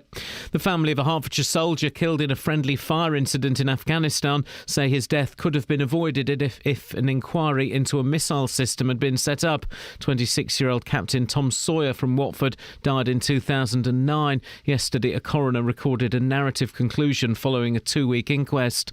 And a train company is offering a reward of £1,000 after vandals threw a shopping trolley onto a railway line in Hertfordshire. A train hit the trolley near Welwyn Garden City last month, but it's also been revealed that a week later 2 more trolleys were thrown onto the track. Three Counties Sports. BBC Three Counties Radio. Chelsea are out of the Champions League after being held to a 2-2 draw by 10-man Paris Saint-Germain. More from Alan Green. Paris Saint-Germain were better throughout. Not great, but better. They had the better chances, but when Cahill shot Chelsea in front 10 minutes from the end of normal time, they looked out. Then, 5 minutes later, David Luiz headed the equaliser. Into extra time, Hazard's penalty, and they could have had one much earlier, put Chelsea 2-1 up. But Silva headed the French level again and gave them the critical away goal advantage that's taken them through. And here's the Chelsea manager, Jose Mourinho. I think they deserve to win. When a team cannot defend 2 corners and concede 2 goals in a corner, a team doesn't deserve to win. When a team cannot cope with the pressure of being with 1 player more and play at home, the stadium doesn't accept the team to control the game. We want the team to win it. I think we couldn't cope with that pressure. Tonight, Everton, the only British side left in the Europa League, face Dynamo Kiev at Goodison Park in their last 16 first-leg tie. And after winning the Queen Mother Champion Chase and the Coral Cup on day 2 of the Cheltenham Festival, trainer Paul Nicholls is looking for more success in today's feature, the World Hurdle. His winning jockey yesterday was Sam Twiston-Davis. Yeah, it was very, very important. It was something that obviously we needed to do as a team, was get Cheltenham rolling and have a good time. We've been very, very lucky and we've had a lot of good weekends, but a lot of people kind of judge you on your Cheltenham, so to get one on the board for Paul is absolutely brilliant. And then for Dodger to win, it is stuff dreams are made of. And what's the best bit about the week is we've still got 2 days left to do what we can. BBC Three Counties News and Sport. The next full bulletin is at 8. Cross beds, hearts and bucks. This is BBC Three Counties Radio. Let's remind the listener who may have, if they've just tuned in, it won't be a reminding, it will be a telling. Let's tell and indeed remind the listener, Catherine, what it is we're banging on about this morning. We are talking about celebrities that sound like laundrette items or laundry items. There's a reason for that. Because Justin's going to an outdoor laundrette, which someone's just sent me something on Twitter. Here it goes. Robbie Thompson says, an open-air laundrette, is it just a long rope and some pegs? No. What is this nonsense? They put all the machines outside. Why? Coin-operated, so you can go and wash your smalls whenever you want. Well, but why don't they just have a 24-hour laundrette? Don't know. But it's outside. Justin, because it's weird. Does it not rust? Don't know. It's not been there very long. Is it safe? Don't know. How does it work? Don't know. Is there a supervisor? Don't know. member of staff? I don't know. Is there soap? Don't know. How many machines are there? Don't know. Do you know anything about it? No, that's why I've sent Justin. Oh, OK, sorry. OK, so we're talking about that. We're also talking about revenge. Yeah. I mean, if it doesn't need to be a dirty protest, I'd quite like us to steer away from that if possible. Yeah, your revenge. Someone has tweeted, getting really into the zeitgeist. Simon says, revenge, the bloke who worked for me didn't get me a steak, so I walloped him. Oh! Hey, Simon! Here's one. This is from Sarah, from an undisclosed location. You don't need to know where she is. I know where she is, but you don't need to know where she is. Joe who's... Oh, sorry. Here's the revenge. Oh, I wasn't actually listening. I know you weren't. I found out my boyfriend was cheating on me. I lost weight, changed the colour of his hair, and coming up with cockamamie excuses, all the classic signs. Yeah. So started to clean the loo with his toothbrush. Oh, no. Oh, no. The consequence of that was he got a mouthful of ulcers and bald patches appeared on his head. Sweet revenge, says Sarah. You could almost killed him. Gosh. Oh, dear. Here's another one from Linda. It's the women you got to watch. Yeah. Some years ago, my husband thought it would be hilarious to pick his nose and stick stir his finger around my dinner. Oh, Linda, why did you marry that man? Did you marry a 13-year-old boy? I laughed it off through gritted teeth and didn't eat the dinner, but already I was plotting my revenge. That night, when I went to bed, I took a detour into the bathroom. Willy off. No, picked up his toothbrush, and again, it's the same MO. Yeah. Gave the toilet a good thorough clean with his toothbrush and put it back. He didn't find out what I'd done about 2 years when I eventually came clean, 16 years after I'd done it. You lot disgust me. Dennis, you disgust me as well. Thank you very much. You're welcome. What have you got for us, my darling? The best way to revenge that chap who couldn't keep his mouth shut with your friend was to feed him some senna tea. I've got literally no idea what... Sure his mouth was shut and his bottom was wide open. Who is he talking about? He's talking about Justin's friend. Yes. That's what I used to do when I was an apprentice. On a Saturday, I'd brewed up all week for these people, and they... Was this for Charlie Chaplin Jr.? No, they used to get about... Douglas Fairbanks Jr.? Threepence or sixpence off these fellas for brewing up for them. Threepenny bit? Like you give threepence for that, and then they'd have threepenny bits. Because it wasn't very far from Manchester United ground, and they were all going to after Saturday. Weren't the old days funny? And I fed them some senna tea from a bottle, and they told me on Monday morning how they'd spent the whole of the toilet. You can't go around poisoning people. You get done for that. No, it was a good clear out. It's literally illegal. No. Yes. Oh, yes. It makes sure that it's a good laxative. And poisoning people is illegal. Well, that was poisoning, and they were poisoning us actually. I'll tell you. He's not sorry, is he? Threepence and tuppence at the end of the week after that. Stop saying old money. Thank you, Dennis. Bye-bye. Ta-ra. Stop saying old money. I don't know what it means, do you? No. This woman is... I was going to say hate. Hate is such a strong word, but I despise women like this. Go. Caring Amanda Hunter. Oh, why do you hate caring people? You'll find out. 59. Why do you hate her? Because she's 59? Well, rescued... Yeah. 550 rare, small, blue caterpillars... Oh. ...by hand... before their home was built on in Torbay in Devon. It makes me... What for? Well, exactly, what for? What would you do that for? What do you mean their home? It wasn't like they were living in a semi and it got knocked down by the council so they could build a block of flats. Also, why it was like a bush. Why by hand? Get a dustpan and brush. Yeah, sweep them up. And also, that is disgusting. Imagine if they got into your mouth or up inside you. I know what you hate. This isn't about her. Oh? This isn't about Amanda Hunter being 59 and being compassionate towards caterpillars. Oh. This is because you don't like caterpillars or butterflies. I'm not a fan of the creepy crawly or the flutterbys, but I also don't like these people that get involved. There's so many of these people recently. Do-gooders. Yeah, do-gooders. Do good. There was that 6-year-old lad the other day that sang the national anthem. Oh, flipping heck. What about the kid who turned down the reward for the mobile? Oh, the kid pass it forward. The kid, he found a mobile. And then it got back to the person who owned it, and the person said, I had 20 quid. He said, no, don't worry, mate. Just do something nice for someone else. Oh, you little creep. Right. Your reward will not be in heaven. Do you know what? Yes. You need to embrace these people. No, Don't hate I'm them. not going to embrace a child. Particularly not a do-good in one like that. I'll embrace the naughty ones. High five, guys. That's what I'll do. But no, not do it. It's stuff like this. And it is another thing that annoys me. All right, Dennis and Menace. I'm in a real grumpy mood today. Yeah. You're Walter the Softie. No, I don't like maths. She's Nasher. Or Yeah? Gnasher. Minnie the Minx. Go on. The Scotch, I hate. Oh no! Please stop. Well, listen to this. It's. Don't engage the Scotch again. It's 4 lines. If you're Scotch, listen to this. And you disgust me. Babies' names for Scottish people. Yeah. Okay, you seen this? Yeah. Spartacus, Twinkle, and Hiya. Hiya. H-I-Y-A. H-I-Y-A. Spartacus, Twinkle and Hiya were among names given to babies born in Scotland last year. The Independent said that there were quite a lot of indies as well after the referendum, rather than the newspaper, they think. It makes me want to puke. Why? It's someone else's baby. I'm They've gotta live with that. Spartacus. What? Do I it. was going to say, they've got to live with those names, not you. I'm Spartacus. Do it. No, I'm Spartacus. No, I am. Okay. Or you be Spartacus today and I'll do it tomorrow. Imagine calling your baby Twinkle. Twinkle is a wee. No, that's a tinkle. Yeah, some people call it a twinkle. It's an excellent children's magazine. Girls do a twinkle. I used to love my weekly twinkle. Diana's on the line. Morning, Diana. Oh, morning. What have you got for us, Diana? It's just I noticed you're doing a story at the moment about a trolley on the rail line in Hertfordshire. Yes. When I was about 8 years old, there was a programme on the television called Nationwide. Oh, yeah, I remember Nationwide. Yes, I'm old.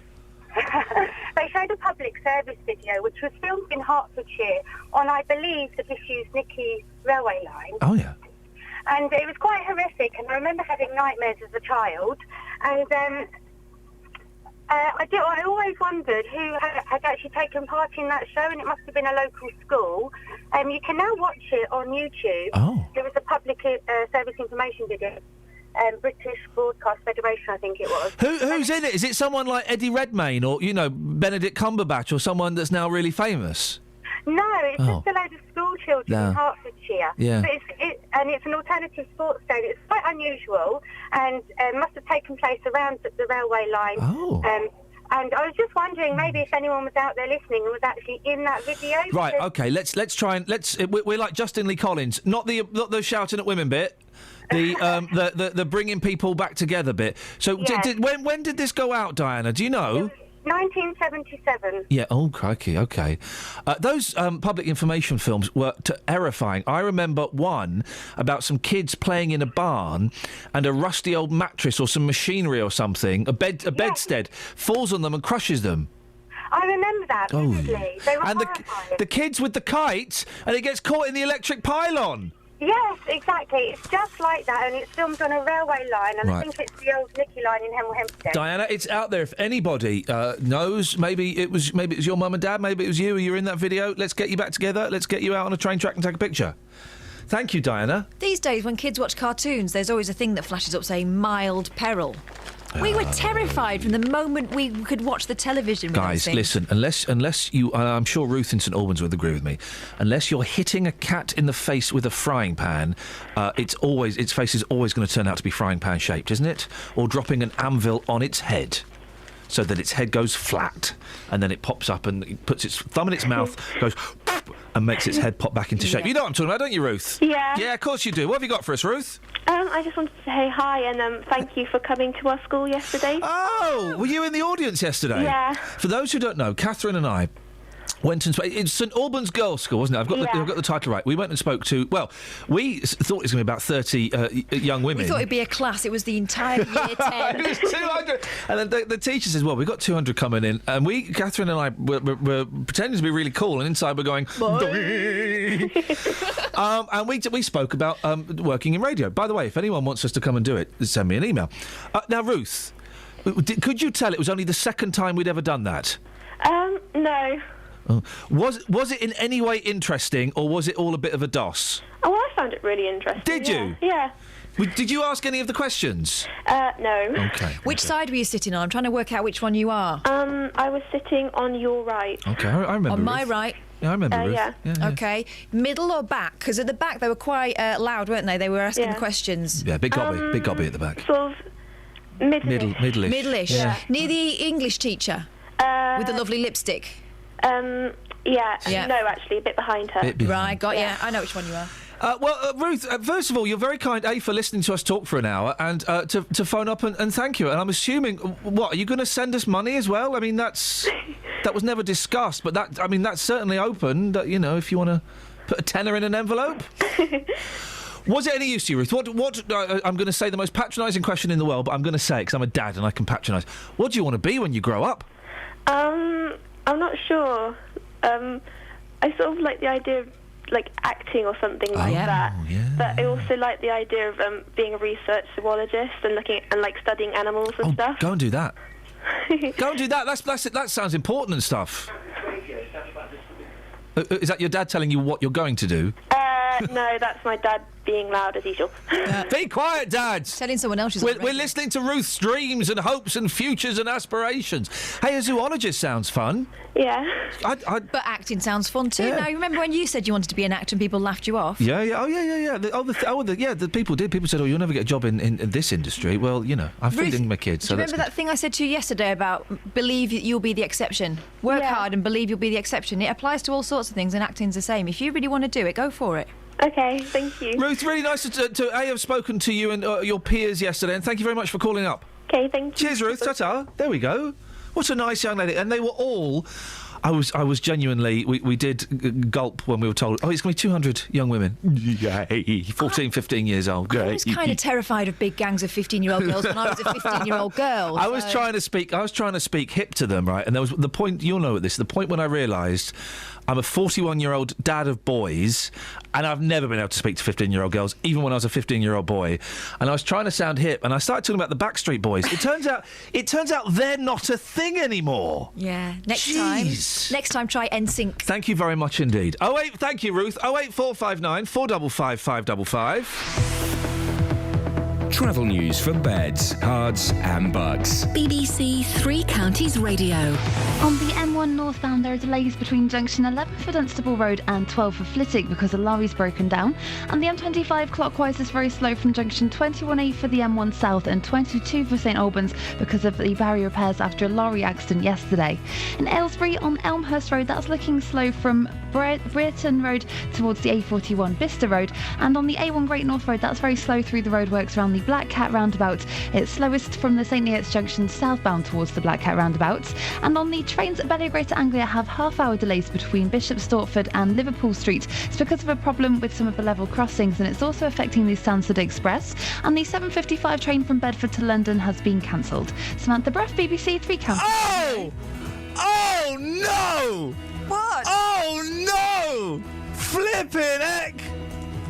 You know, we were just speaking to that lovely lady who was telling us about that video of from 1977. Yes. About kids messing up public information film Don't Play on Tracks. Yes. April sent it to me. Is it horrible? Flippin' heck! I think I've got it too. No wonder she had nightmares. It's disgusting. You want to... First of all, it's amazing because it looks proper 70s, right? Then you want to get to 3 minutes 50... where they put the unconscious kid on a train track. Enjoy! Oh, no! Oh, no! Oh, we'll tweet that. That is horrible. No wonder she had... That was for kids to watch. No wonder she had nightmares. Flippin' heck. Oh dear, and scene. 7:47, it's Thursday the 12th of March. I'm Iain Lee. These are your headlines on BBC Three Counties Radio. The Chief Executive of Bucks County Council has been told to stand down from a panel overseeing the improvement of children's services. The family of a Hertfordshire soldier killed in a friendly fire incident in Afghanistan says his death could have been avoided. And a train company is offering a reward to catch vandals who threw a shopping trolley onto a line near Welham. Let's get the weather. Here's Elizabeth. Beds, Hearts and Bucks weather. BBC Three Counties Radio. Hello, a very good morning to you. It's going to be a nice day again across the three counties. Lots of blue skies and sunshine developing, lasting for the rest of the day. A fairly light to moderate southerly to southeasterly breeze and top temperatures in the sunshine all the way up to 12 or 13 Celsius, 55 in Fahrenheit. Overnight tonight, we'll start to get some cloud in from the west. We'll see lows of around 5 or 6 degrees. We may well get a few outbreaks of rain into tomorrow morning too. If we do get some rain, it will clear away. The cloud will clear away too and leave us with some bright sunshine for the rest of the day. A bit of an easterly breeze, so it will be quite chilly, I think, through Friday afternoon despite the sunshine, and then a cold and cloudy weekend in store with a very cold easterly wind. That's the forecast. Iain Lee, I'm tweeting it now. And do you know what? Actually, it would be great to get somebody. We were wondering why. Was it Diana who suggested that?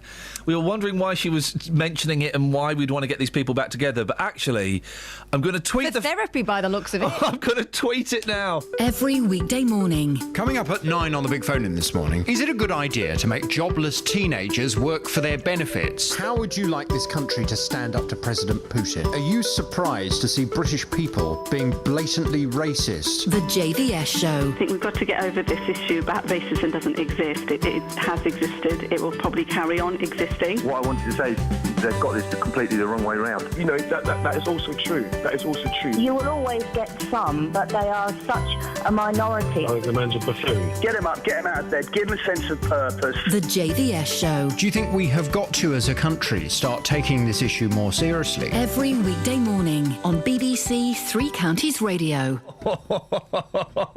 Seriously. Do you know what? It's so disgusting. We are the product of a warped generation. It's a really serious issue, and it links in with the story we've been talking about, so it is very serious. But this, I've just tweeted it. This video, public information film from 1977, it's aimed at kids. Yeah. To say kids don't play on train tracks. And it is absolutely terrifying. Whoever dreamed that scenario up wants a letter writing home to his mum. April, I sort of want to say thank you for sending that in, but also I don't want to say thank you for sending that in because it's horrible. I've just tweeted it. It is incredible. And those films... they were horrible. I said the one where it was in a farm and some piece of machinery fell on these kids, and it terrified me. Absolutely, that kid's got no foot. That kid has got no foot, and they're all just watching as the spooky 1970s nurses are taking him away. But they cover him up straight away. They don't even... Oh, it's horrible. It's horrible. Oy, oy, oy, oy. All right, Dealey. Hey, good morning to you, boss. Now, Justin, we're not going to chew the fat now. We've got a report. Yes. But when we do chew the fat tomorrow... This is what it's going to say. Oh, hang on a second. I've given myself the treat of a new box on my cart wall, and I'm just in the process of moving everything out. When we do chew the fat tomorrow... Yeah. This is what it's going to sound like. Chewing the fat with Justin Dealey.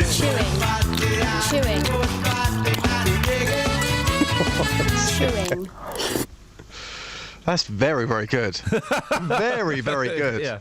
Excellent. 10 out of 10. OK, so that is that. We're going to make that a regular feature. So tomorrow, what exactly are we chewing the fat about tomorrow? Well, mate, I don't know. I don't plan the conversations I'm going to have tomorrow. Just anything that comes up, yeah? We'll see what happens. We'll keep it real. We'll see what happens. Yeah. But I'd love you to get some... And the reason I'm stalling is we're editing your package.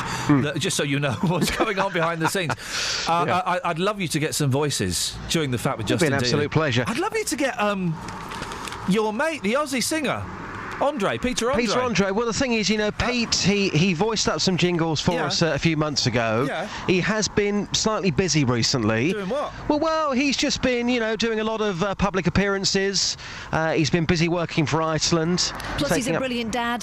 Yeah, exactly. He's a fantastic father. He's a great guy. Loves his kids. If he's available, I'm sure that he will have no problem at all voicing up some new jingles for us. OK, so basically what you're saying is there's not been an email from marketeers saying Peter Andre is available on an ISDN line.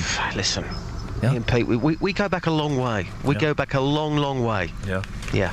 Listen, I want to get your second... Have we got time to get his other revenge story? I mean... Shall we? We need to issue some sort of disclaimer. We're talking Don't condone revenge. this action. And it's a story about a gentleman who fired balloons filled with poo at a bar that had booted him out. The club's... What is that? The club secretary said it was disgusting. I don't even want to think about how he got the excrement into the balloons. I think I've worked it out. Well, go on. Some sort of plunger. OK, right, thank you very much indeed. So, we've spoken about that. You then told us a story which is not the story I was expecting to hear. Well, I just think... You've got another revenge story for us. I have. Have you got the music ready for this one? Here we go, sir. OK, right. It's revenge story number 2. Very good friend of mine, Bradley Hudson. Bradley, I know you're listening. You know who you are as a person. When we went to school, you played various tricks on me, and like an elephant, I never forgot what you did to me. It was always stored in my tiny brain. So one day, revenge came as if by accident. One of my other good friends, Ben Forbes, aka Forbo, came round to my house in his van. This van was shared with Bradley Hudson. In the back of that van was Bradley Hudson's work boots. I said to Forbo, whose boots are they? He said, oh, they're Bradley's. I'll take those for a second. What you doing? Don't worry, don't panic, everything's under control. Went into my mum's back garden. We had a giant poodle at the time, and he was a messy boy. So let's just say I went into the garden and I picked up things which Simba had left behind, and I put those in the boots, but not just in the boots, right to the front of the boots. So on Monday morning, when he went back to work and he put his work boots on, you guessed what he trod on. Unlucky Dwayne. Who is it, Dwayne or Bradley? Dwayne. Well, who's Bradley then? Same guy. Why has he got 2 names? Nickname. What was the end result, Justin? The end result was, again, mayhem. I received a phone call, and let's just say I can't broadcast anything that happened in that phone call. He was a furious man, but as I explained to him, it was revenge. Let's leave it there. And do you still speak to Bradley? Every now and again, yeah. And the conversation about the boots still comes up, yeah. Wowzers. Terrifying stuff. Very dark side to you, Justin. Well, don't mess. Listen, you're at this laundrette, is that right? Yeah, it's a really weird story, this one. What is this? Because there's a laundrette that is outside. Yeah. I don't get this. It's just ridiculous. I'm live in Toddington right now. This open-air laundrette, which is right next door to the petrol station in the village, that's exactly what it is, an open-air laundrette. I've never seen anything like it before in my life. Been open for about 2 months now. I've not seen anybody use it this morning. A lot of the locals here saying it looks stupid and nobody uses it. I think you've got to come to Toddington to actually see this thing. We have got a video on our Facebook page of somebody trying to look ripped, walking down the high street, taking his clothes off and cleaning them. I have been talking to locals this morning. Now, some unfortunate locals have had this laundrette put right outside their front door, believe it or not. So I've been talking to them. Here's what they've had to say. Good morning, madam. We are by the 24/7 laundrette. What's your name? Donna. Donna, I'm hearing reports that nobody ever uses this service. Do you know anybody who has used this 24/7 laundrette? Yes, I do. My other half's used it, and there's somebody who's been using it now. There's actually a quilt in there now. Is it not the most bizarre thing that you've ever seen? On the side of the road in a village, we get this. It is a little bit random. Just lastly, have you seen people naked down this street? A bit like in the Levi's advert, you know? I haven't, but I have heard apparently on Facebook someone has done it. Yeah, I've done a video. If I was to get naked this morning, do you think the locals would be angry about that? They'd probably love it. Yeah?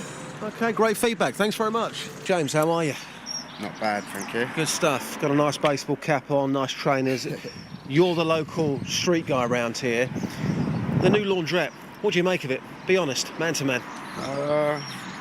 Good idea, helps people out. They ain't got a washing machine or whatever, but no one expected it to be there. No one expected it? No one. Do you drive past thinking this is just weird? Don't really take much notice of it, really, just where it's based, but what I think. I mean, just lastly, there's unconfirmed reports there was a young guy last week who was quite literally naked down there, putting all his clothes into the washing machine. Was that you? No. Sorry to tell you. You sure? Yeah, I promise you. OK, mate, that's absolutely fine. Thanks for clearing that up. Have a good day, sir. Thank you. Now, Natalie, you live opposite this 24/7 laundrette. Is it causing you any problems at all? To be honest, it's probably more the light, actually, that's reflecting into the windows. Right. And giving sort of obviously too much of a glare, really. Throughout the night, so obviously it doesn't shut off at all. So it can actually keep you awake then? Yeah, no, it can do. Oh, goodness me. I mean, that's one thing, but also having it opposite your house, what do you think about that? It was a bit of an eyesore. It is definitely a bit of an eyesore. It's not really something that you'd expect in the village, really. Yeah. Just lastly, you often seen people naked outside the front of your house? Well, we did have a little bit of a joke one, thing that went on.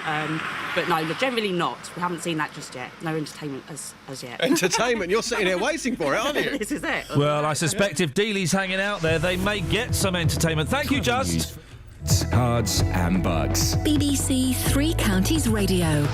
It's looking very slow on the M1 northbound between junction 11 for Dunstable Road and 12 for Flitwick because a lorry's broken down. And the M25 clockwise has a lane closed between junction 21A for the M1 south and 22 for St Albans because of an accident yesterday evening and the barrier repairs going on, so that's causing delays too. Also on the M25 anti-clockwise, it's heavy from junction 21 for the M1 to 19 for Watford. And having a look at the A1 Great North Road between the St Neots Junction and the Black Cat roundabout, it's mostly slow southbound through that stretch because of the roadworks. And in High Wycombe on Marlow Hill, that's looking busy in both directions too. And the trains, Belly Greater Anglia, have half-hour delays between Bishop Stortford and Liverpool Street. Samantha Bruff, BBC Three Counties Radio. Thank you, Samantha. Oh, we're reminiscing about the hideous public safety information films. And Lino's just sent me Apaches. It's the one that terrified me as a kid, and now as an adult. Local and vocal across beds, hearts and bucks. This is BBC Three Counties Radio.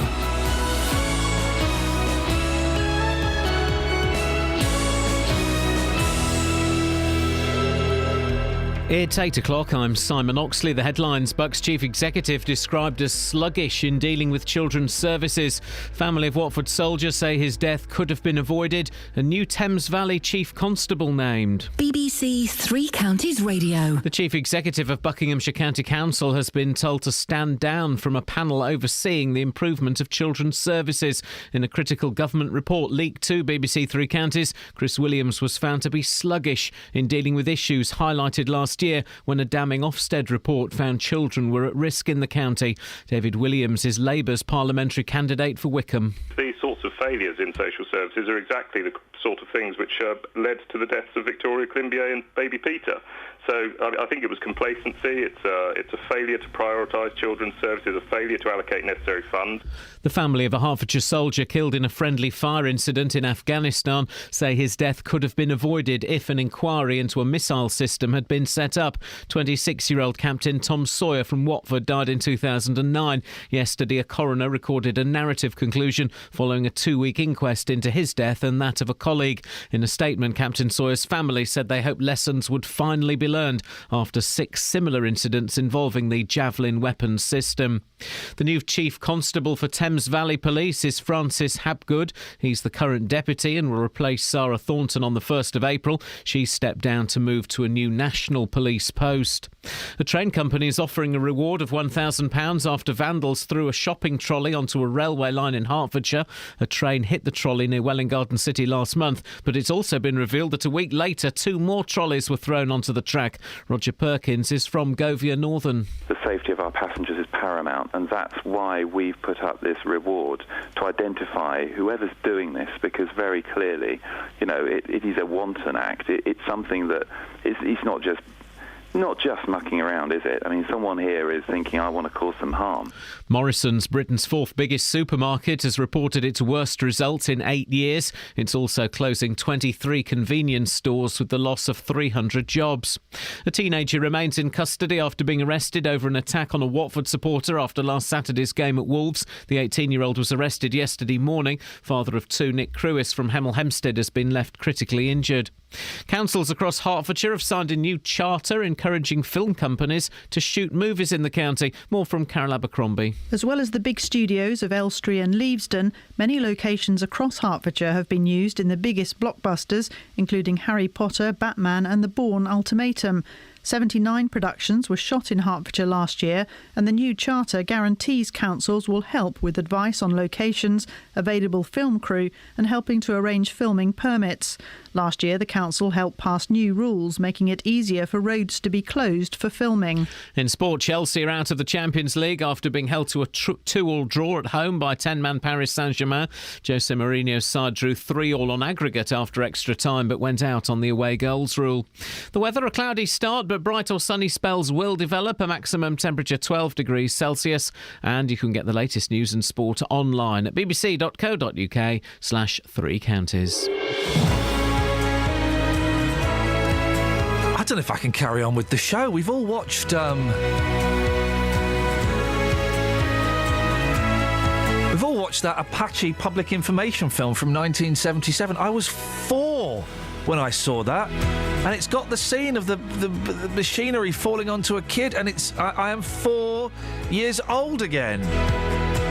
Oh, that's terrifying. I've retweeted it if you want to be terrified. Also on the show, we're talking about revenge, laundrettes. Best smell in the world, the laundrette. Best smell in the world. And if you walk past that window with the steam coming out, beautiful. You smell like it all day. Especially now they can't smoke in there. Exactly. What? And other bits and pieces. Across beds, hearts and bucks. This is BBC Three Counties Radio. Oh, someone sent me an even longer version of Apache. I can't watch it. No.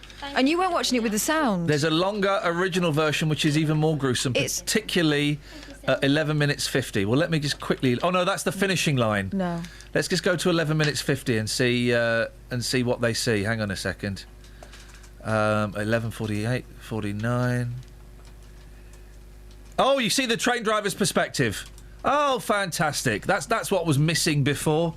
Tony's in Hemel. Good morning, Tony. Good morning. What have you got for us? I just thought I'd like to let you know there's actually another of them, these setups for washing machines. Oh, yeah? At Cobham Services off the M25. Really? Yeah, it's just to the right of the main building. What, is it outside? Yes, it's outside, and it's very handy for the foreign truckers and that to wash their clothes in. What? Who uses it, Tony? Well, I should think foreign truckers, ordinary truckers and people there. When I went there last time, all three, the 2 washers and the dryer was going. So somebody uses it. Tony, it's not the greatest of lines, so I'm going to let you go, but thank you for highlighting that. It's outdoor washing laundrettes. It seems very, very peculiar. I suppose in one way it could be really handy if you were ashamed to take something to the laundrette. Have you ever done the thing? Do a stealth wash. You've done the thing where you've taken some stuff to the charity shop, right? And I just like to drop and go.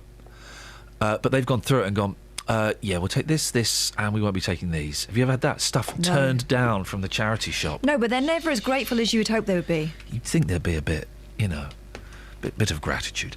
08459 455 555. Now, council leaders in Bucks have been criticised for their handling of improvements to children's services. A leaked government report says council leader Martin Tett and Chief Executive Andrew Williams were sluggish to deal with problems. The report was commissioned by the Department for Education after the County Council was given an inadequate rating by Ofsted last August. We can speak now to Tom Perry from Mandate Now. Tom, what are your take on the report's findings? Good morning, Ian. Well, one of great sadness, actually, because here we have sort of various institutional defaults at play. Reading the report, it appears to be that the Council did the usual institutional thing of wagon circling, was more concerned about the criticisms of it, and very sadly didn't deal with the inadequacies that were detailed in the report. Now that is extremely worrying. And then we take it on a little bit further. Social workers have a very difficult task to do. Inevitably, every decision they make doesn't please everybody. And many of these decisions they're having to take are, in fact, extremely serious, can be life-changing. And when you have a cadre of people whose shoulders appear to be on the ground, who I would imagine are under-resourced, because that actually is now, the regular trend with social work in council departments. They are seriously under-resourced. Then frankly, this is going to risk the welfare of children. And it's also going to risk the welfare of vulnerable adults. It's a very serious business. Where does the blame lie in this, in the slipping in standards of children's services, do you think? I don't think there's any one place. We know, for example, that if we just take one council as an example, not Buckinghamshire, I use this as an example because it's stated and in the public domain. If you take Nick Forbes, who's leader of Newcastle, he said that he's got an increase, he's seeing an increase of 40% in child referrals to social services. His funding, however, from central government has been cut by 30%. Now, when you just look at those figures, mathematically you work that out, and that means that every referral that is now received is having to be dealt with 50% less funding. Now, that's unsustainable. And, frankly, we also know in a report that was issued by the National Audit Office, I have to say this hasn't been a heavily publicised report. This was a report that was issued in November 14. And it said that 50% of English councils are at risk of financial failure in the next 5 years. So we're down to resource, we're down to numbers, that's all part of resource. And so therefore I think that it's also a question of priority, because if you look at Martin Tett, it was said in the report that was issued by Red Quadrant that it was felt by staff that his depth of commitment to children's services was just not there. Well, I'm not surprised. He's the chief executive and he's looking to save money. And, there is a certain colour pendant that flies from the town hall. And, criticising government is a rather difficult thing to do in those circumstances. And so, very sadly, if you need resource, you've got to ask for it and you've got to holler if you don't get it. Because otherwise we are going to have very serious consequences if this isn't addressed. Tom, it's always good to talk to you. I say that, and it's weird to say that because we're talking about something that's, pretty grim, actually. But I always appreciate your time, and thank you. Tom Perry from Mandate. Now, I made a mistake. I made a boo-boo at the start. Of course, the chief executive is Chris Williams. I said another name, and council leader is Martin Tett. That's right. Happy to clarify that, and apologies. 08459 455 555 is the phone number. 81333. Start your text 3CR. I actually want to go home after watching those horrible public information films. It's not the cuteness of Charlie Says. They're like, that Apache is like a horror film. Did you watch the extended version of the train one I sent you? Yeah. Where the kids are running back and forth across the track. It's awful. Flip it. Well, but also, what school sports day ends up down there? No wonder so many people in their 40s and 50s are messed up in their head. We grew up with that stuff. Well, also, the things we think are acceptable to say. Yeah. It kind of explains a lot, doesn't it? Yeah, doesn't it? Just terrifying. Because that stuff, my kids would not be able to deal with that. Right, I've got a revenge story that's kind of equal to some of the horrors we've seen. This is from Carpet Martin. Oh, here we go. Starts off, a female friend, after suffering in a horrible relationship for 3 years, was finally kicked out by her div of a boyfriend after he decided he'd rather move another young lady in. Mm-hmm. It happens. Not nice, it happens. Well, her parting shot, and they all involve, her parting shot was to poo in a bag, freeze it, you all right? You all right, Catherine? Is this ringing bells? I wish someone would write a new revenge textbook, because it seems that everyone's doing the same trick. Why does it always have to involve poo? Exactly. No one's done this trick before. Oh, no, God. This involves a bit of self-sacrifice. Her parting shot was to poo into a bag, freeze it, and then spend an hour cheese grating it over every carpet in the house. No, I don't believe it. That's... One dish literally best served cold. Right, and I bet when he worked out what's happened, he thought, "Oh, I really missed that girl. Maybe I was too hasty." I think that's wonderful, because that's a slow burner. That's going to take a while. Then you're going to have these icicles are going to turn into plop. Gosh. 08459 455 555. Any texts? Yeah. Go on. I mean, I don't like this because it's giving people ideas. Why don't we just all love each other?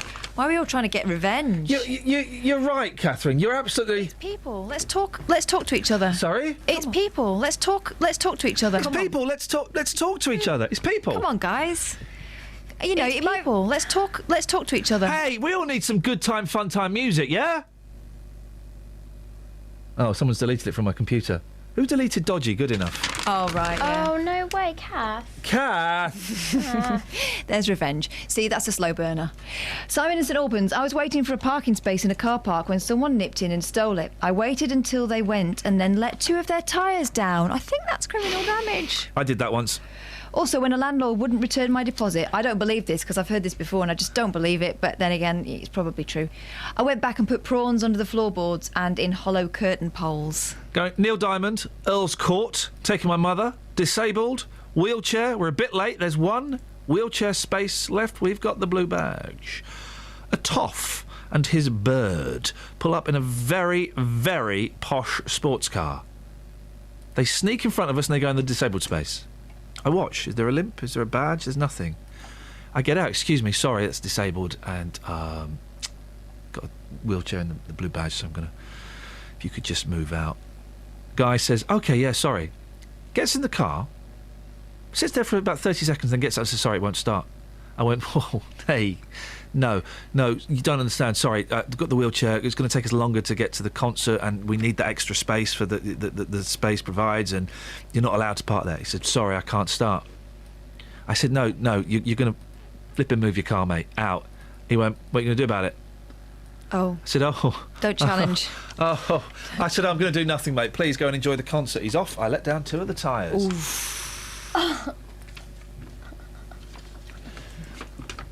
And then, as we're leaving... You put them up again and felt immediately sorry about it. As we're leaving, I get stuck in the traffic coming out of Earl's Court. He goes to his car, he looks around, he sees me. He rushes out, and this is the thing, he rushes over to my mum's side of the car. She's a disabled woman, what are you going to do? And he bangs the side of the car. Fun times. Great concert, though. Great concert. So hopefully he had a good time in the... Yeah, not condoning it, but I'll be honest, he probably deserved it. Oh! What's that? Jingle time. Time for a jingle. What? I don't know what this is.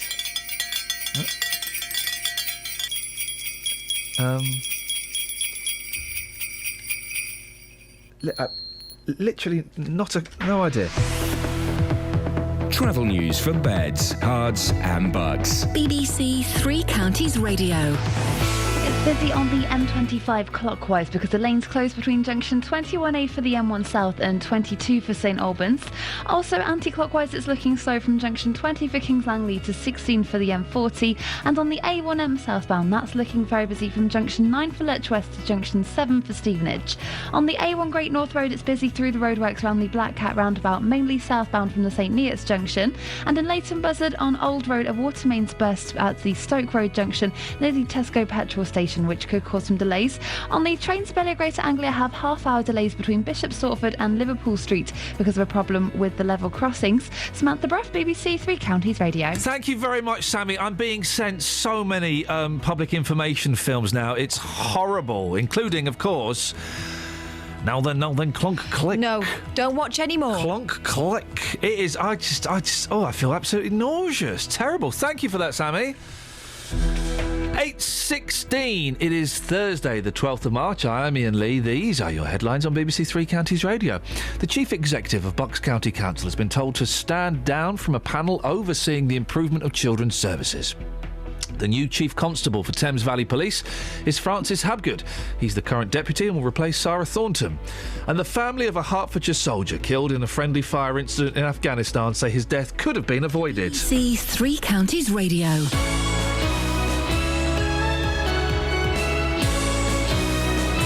You all right?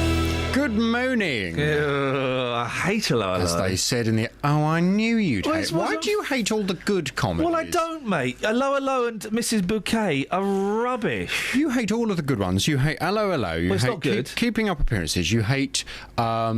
what is it? Only Fools and Horses. Yeah. You hate them all. Only Fools and Horses is the only one where I could understand me saying that it's rubbish could be slightly controversial, because I know a lot of people like it and it's in the psyche.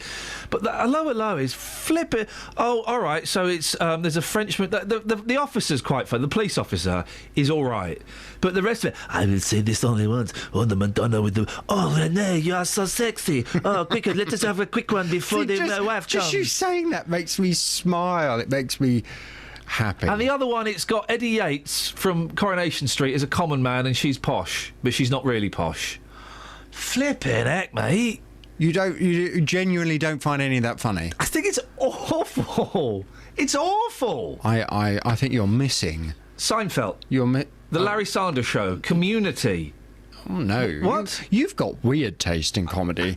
All of that. What, Seinfeld? That wasn't meant for British humour. No, but it was funny. It was sophisticated. It was clever. No, I mean, I like Frasier. That's sophisticated and funny. I'll give you Frasier. We can have a... when you invite me around to your house, we can watch a Frasier box set. I've got the whole Frasier box set. I'd love to come round and watch it. What county do you live in? Just give me the county. Just give me the county. That's all I need as a starter. That's a little... Right. Clue. Yeah? Frasier, yes. Very good. Hertfordshire? Modern Family now. That's Bedfordshire. That's funny. Buckinghamshire. Modern Family. I saw your eyes go. You live in Buckinghamshire. I saw your eyes flicker. little nervous panic there. You live in Buckinghamshire, right? Okay. Honing in. All right. Honing in. So Modern Family is a good one now. Hertfordshire. Bedfordshire. I'm not telling you where I live. There was the same nervous twitch there. A little bit of fear. Buckinghamshire. Thank you. What's on your show this morning? It's a slight spasm in my temple. Yeah. I can read that. Don't worry. I'll bring in a list of towns and villages tomorrow. You're gonna go it's about 40 minutes, but we'll go through each one twice, and I'll register. I'm like Derek Brown, trying to pin down where I live. Right? Yeah. I'm gonna bring in a map, and just as you're talking, just point to places. See if you start sweating. See if my temple spasms. I'm going to hold one of your hands and see if it gets clammy. but then if you Gerard's Cross. If you get the twitch, you've then got to try and work out where in that town or village I live. Don't worry. I will rent an empty property and I will. I'll find out. You're right. I'm find out. I'm going to set up at your house one day. What's on your show this morning? So I should just warn you and everyone else, there is an electric fence, CCTV and a highly sophisticated intruder system. Means nothing to connected to the police. He's not even joking. No, I'm not joking. He's not even joking. Literally. Wow. I can arm and disarm certain parts of my house from next to my bed. Have you got a panic room? Well, I've got a panic button. I've got not only a panic button, I've got a panic button that I can carry around the house. Oh. So should a masked intruder try and climb through my utility room window, I can summon immediate police response. I've left my balaclava in the car. I have. It's like I'm Gerald Ratner. Are you sure you're not in an old people's secure village? Orange triangle to pull Dougie. You all right, Mr. Vernon Smith? Would you like a visit today? Potty change? Like that? It's a bit like that, yeah. Okay, well, I look forward to finding it. What's on your show this morning? Coming up on the Big Phone In this morning from 9, should employers be able to choose British-born people over foreigners? Oh, this is for us, isn't it? Yes, I saw this. It absolutely is. UKIP has announced that they would scrap legislation designed to prevent racial discrimination at work. Nigel Farage says that whilst 40 years ago there may have been racial discrimination at work, there's no need to worry about it today. The UKIP leader says his children have no idea about race, and as a party, UKIP is colourblind. He's argued that firms should be allowed to discriminate if they're simply making a choice to employ someone who was born in this country. Well, from 9 this morning, I'd like your reaction to what he said. Do you think it makes sense? Should employers be able to choose British-born people over foreigners if they want to? I'd love your call, your story, your view on 08459 455 555. My namesake Iain on Twitter says, hello had the same script every week. Very, very tedious, wasn't it? Do you not recall when the mother who was upstairs in the bed, when they hooked her bed up to be the aerial for the British airman who hid in the cupboard, and they kind of electrocuted her in the bed. And Renee just delivers that wonderful line, "You have earthed my wife's mother." It was hilarious. That's from 9. With all our Football League sides still chasing promotion, Saturday is another chance to gain valuable points. Watford are at home to Reading. Back up to Deeney, who hammers it into the roof of the net! MK Dons make the trip to Walsall. Great effort! What a strike from Lewis Baker! Luton are at Portsmouth. Guttridge in towards the back post, header in from Jayden Stockley! And Stevenage travel to Cambridge. It's Bruno Andrade! Three Counties Sport, Saturday from 2, here on BBC Three Counties Radio. Ah, dearie, dearie me. Let's go to Barbara in Stevenage. Good morning, Barbara. Good morning. Revenge. Revenge. Does yours involve poo-poo? No. Good. It was brilliant, this one. A girlfriend of mine in the 70s, or even before that, I think, can't remember exactly when, she was going out with this fella. He dumped her. She wasn't very happy because they'd been going out quite some time. Yep. Anyway, she found out who, she knew where he lived and all the rest of it. Anyway, she found out he was going out with some other girl that weekend. So what she did, her dad owned a building firm, so she just got a concrete tip lorry and tipped it outside his car. So when he came home, it was quick-dry cement. It was about 2 foot of cement out. He couldn't move his car. His car had been cemented? Yeah. Flippin' heck, Barbara, that's proper psycho. Oh, I know. She enjoyed that. That's body boiling. She just literally let the cement lorry drop its load up, by the garage. What's wrong with just going and cutting up a few of his suits? That was I thought that was the thing in the 70s. She couldn't go in the house because she just thought, well, she'll stop him driving his car, and that was the end of that. Fan, you would never do anything like that, would you? Oh, not much like. Thank you, Barbara. I like Barbara. Not much like. I do come up with schemes, but I would never do them. I think I'd feel immediately terrible about it. Revenge is a young person's game, isn't Yeah. it? It's in your teens and 20s. Surely once you get past, 28, 27, you get over those kinds of things. Plus, if a relationship breaks up, I think the best revenge is making out you're not bothered. We don't normally do reminiscing about the 70s and 80s, but I am actually quite enjoying this public information film. When you say enjoying, because they're so hideous. Oh, I've just been sent Lonely Water from 1973. No, I meant no. And the thing is, they've got... Oh, no! We're going to see a body floating, aren't we? Do you know what I want to know? Where did they get these child actors? Because the other child actors of my childhood were rubbish. These kids are so convincing. Lonely Water? It's only got Donald Pleasance in it. Just to make it all the more chilling. Donald Pleasance as the Grim Reaper. Oh, gosh. Nigel's in Aylesbury. Good morning, Nigel. Good morning, Ian. How are you, sir? I'm feeling very, very uncomfortable this morning with these horrible films. What have you got for us? Well, OK, this is actually moving on to the 80s. 83, maybe 83, 84, actually thinking about it. We were at school and we were told, right, get up, we're going to the lecture room, we're going to go and watch a film. Yeah. And we went pootling off to the lecture room and sat down, lights went out, the film started, and it was called Threads. It was like, oh, this is good. Threads? Hang on a minute. How old were you when you watched Threads, Nigel? OK, I was 11, maybe 12. Threads? I watched Threads when I was 15, right? Right, and OK, I'll let you tell your story. I watched when I was 15. Yeah.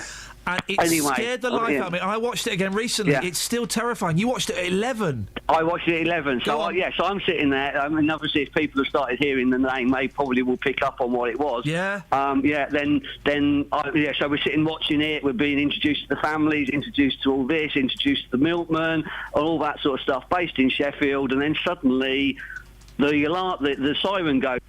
And Sheffield gets destroyed by a nuclear bomb. Yeah, they drop a nuclear bomb on Sheffield. People are being obliterated and things are melting. And I mentioned the milk bottle bit. That has always stuck in my head. The melting milk bottles as the inferno goes across it. And then we are all sitting there.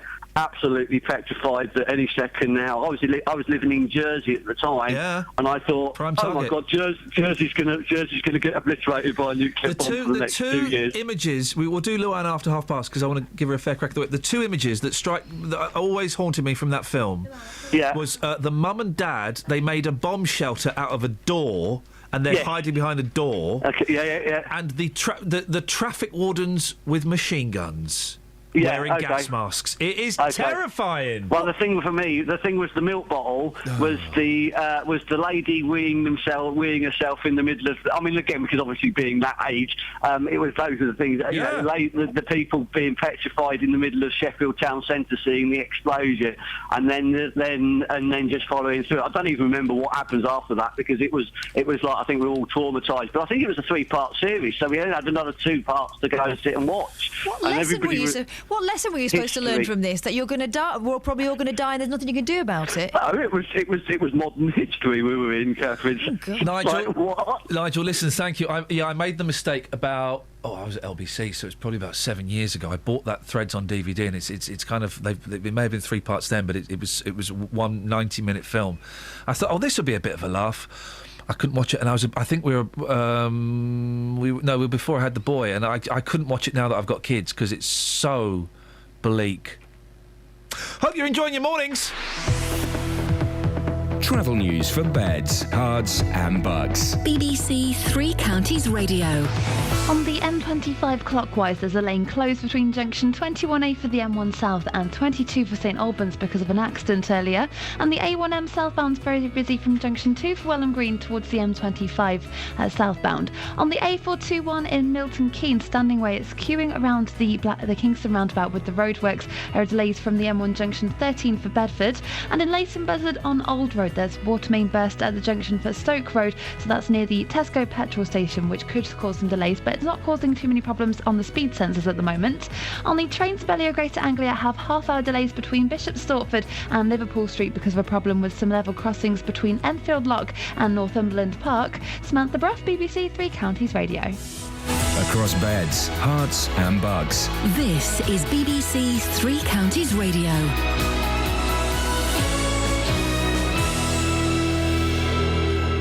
It's 8:30. I'm Simon Oxley. An 18-year-old arrested in connection with the attack on Watford football fan Nick Crewis has been released on police bail. West Midlands police say the teenager has been bailed until April the 8th, pending further inquiries into the assault in Wolverhampton last Saturday.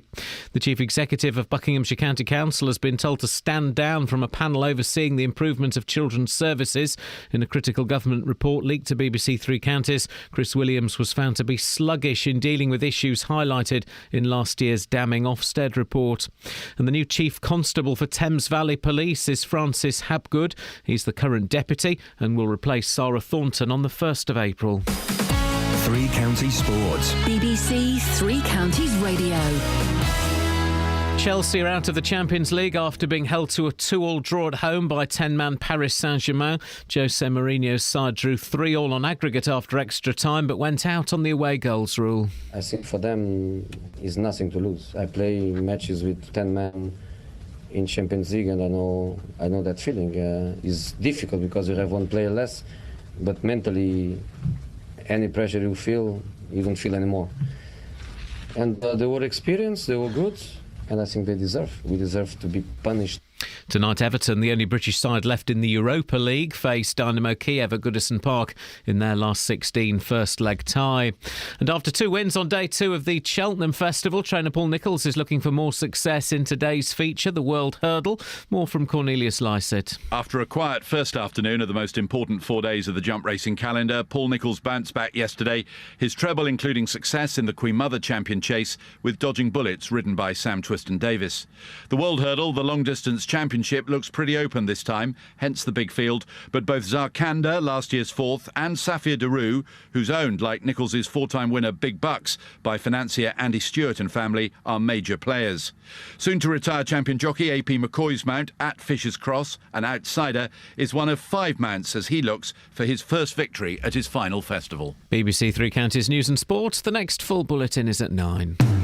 Call 08459 455 555. BBC Three Counties Radio.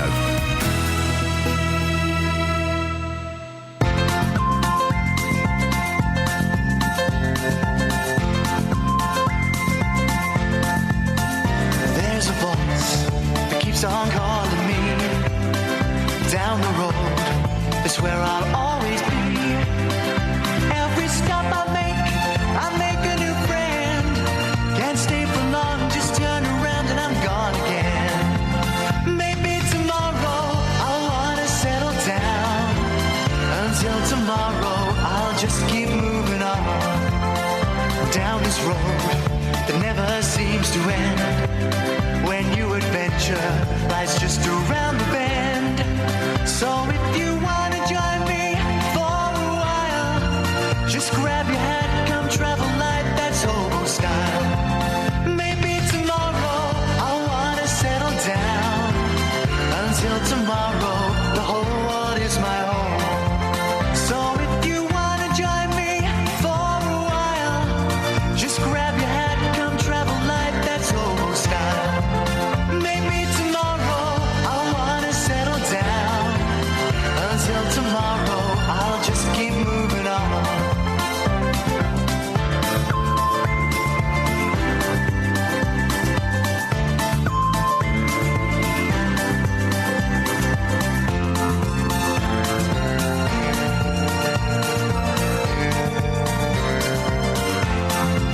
Maybe tomorrow I'll wanna settle down. Until tomorrow, I'll just keep moving on. There's a world that's waiting to unfold, a brand new tale no one has ever told. We've journeyed far, but you know it won't be long. We're almost there and we've paid our fare with a hobo song. Maybe tomorrow I'll wanna settle down. Until tomorrow, I'll just keep moving on. So if you wanna join me for a while, just grab your hat, come travel light, that's hobo style. Maybe tomorrow I'll find what I call home. Until tomorrow, you know I'm free to roll. Yes, Luann. Good morning. Morning, Luann. What you got for us? Revenge. Oh, yes. My husband's panicking now because we've got a surprise booked for him today and he's thinking I'm getting revenge on him, but I'm not. What's the surprise? Oh, we've just got to keep guessing. He's listening, so I'm not allowed to say anything. Is it a meal? No. Is it a show? No. Thanks. Is it anything in a plastic bag? Possibly. Oh, dirty Luann. Go on, give us your revenge story. When I was at high school, I think it was my last year of high school, we had a teacher and we had a subject called humanities. Oh, yeah. I don't know what they call it nowadays. But what was humanities? It was history and geography. No. Together. Was it not like what was it was like rural studies, and not rural studies, religious studies kind of thing. What was the DOS subject when you only did 2 A levels? You had General to do studies. General studies. Because I didn't do that, and I still got a B. I didn't do any lessons. How did you get B if you didn't do it? It's new stuff. It was just general studies, isn't it? Anyway, go on. Stop interrupting Luann's story. She's taking her husband to see a show in a bag. It was on a Friday because we had a week A and a week B, so we never had the same lessons the second week. They ran it alternately. So basically, this was our last lesson on a Friday of week B, and we didn't really like this teacher. No. He was all right. Yeah, he's a bit of a div. Anyway, one Friday I took this worm in. It was in an apple, but when you spoke to it, it went up and down. Yeah. It was like a voice-activated worm. Sorry, a voice-activated apple? Apple, yeah, which had a worm which poked up and down when you spoke to it. Oh, It was like really the funny. flowers that used to dance? Yeah, very similar to that. Right. Anyway, this teacher didn't like it, so he confiscated it from me. Good. So during the lesson, we decided, because this was a couple of days before we confiscated it, so during this lesson, we decided to pick a worm up during lunch and put it in his mark book. And we thought he'd open his mark book when he got into the lesson, but he didn't. He came in and put a huge, great big bag down on the top of the mark book. And we sat there the whole lesson thinking, oh my God, this worm is just going to be a complete mess in his mark book. He didn't move the bag, and we went out thinking, phew, hasn't caught us. And then Monday morning, we all got called to his office because they thought we'd seen something. So we thought we'd get revenge back with this worm, but it backfired, unfortunately. So did We you? all got told off. They knew. What a complicated story, Catherine. I hope you're So following what, they this. called you into the office because they thought you were witnesses? You need to be Columbo to know what on earth she's talking about. Who squealed? You should just Exactly. kept quiet and said, no, I didn't see anything, sir. It was a terrible Well, the thing. trouble is that they called my friend in to be a witness, but we all had to own up because we couldn't let her get away. We couldn't let her get the blame for it. We didn't realise. Why? Well, because we're all friends. Let her take one for the team if she's a mate. Yeah, you say, all right, listen, guys, we all agreed. Susan did it, yeah? We don't like her, she's not here. Right, yeah. It was Susan, sir. That's But what you do. unfortunately, it was the worm that got worst off, so we reported him to the RSPCW. Luann, I'm going to cut you off now. The worm turned. The early bird sir didn't catch the worm.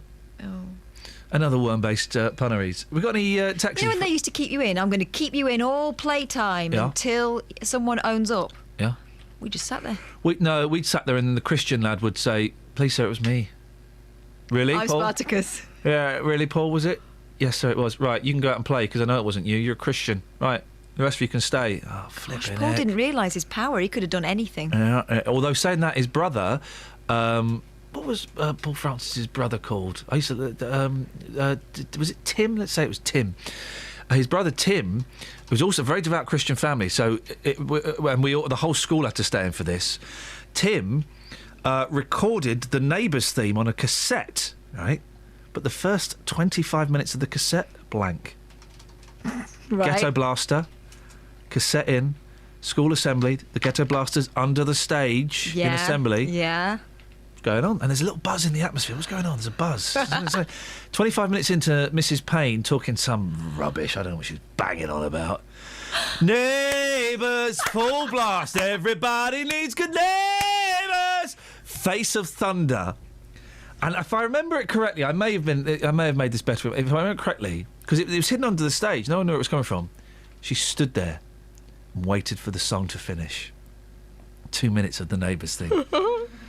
And then she said, right, none of you are going to go on lunch break until I find out who did this. Oh, what? Yeah, the whole Honestly? school. Whole school. Because I think that's actually genius. It is genius. You should have been rewarded. It's the kind of thing when your kids do naughty things, you've got to tell them off, but inside you're thinking, yes. That is so clever. Mary's on the line. Good morning, Mary. Morning. Morning, Mary. What have you got for us? Well, I'm in the car with my little boy, and we listen to you every morning, and I keep threatening we're going to call, and there we are. Well, how old's your little boy? He's here. Speak to him. He's nearly 11. His name's William George. Morning, William. Hello. How are you doing, William? You all right? Yeah. Do you like listening to this radio show, or do you think it's a bit boring? I love it. You sure? Yeah. Okay, can I ask you, what do you think... Who's your favourite person on the show? You. Get in there. Thank you, William. And the one with the little cute voice. And Kelly. That's right. me as well. Easily pleased. So you like Kelly. What do you think about Catherine? All right. All right. Oh. Yeah. No, he speaks sense. Maybe we need to be older, you'll realise. And Justin Dealey. Do you like Justin? Yeah, he's funny. No, hang on a minute, Mary. No. This is what's happening. No. That was a mum liking Justin. I want to know if an 11-year-old lad finds him funny. Do you find him funny, William? A bit. Yeah, he's a bit annoying, isn't he? Yeah. Can you... And listen, today we've been a little bit rude, talking about doing things in shoes and balloons and stuff. Do you like it when we're a little bit rude, or do you think that we're too rude? A little bit rude is funny. Little bit rude is very funny, isn't it? You're spot on there. What have you got at school today, William? Pardon? What have you got at school today? Boring. Just boring stuff? Yeah. Like maths and stuff? Yeah. Oh, man, I'm sorry. Story as well. But that one was the worm story was boring. What was boring?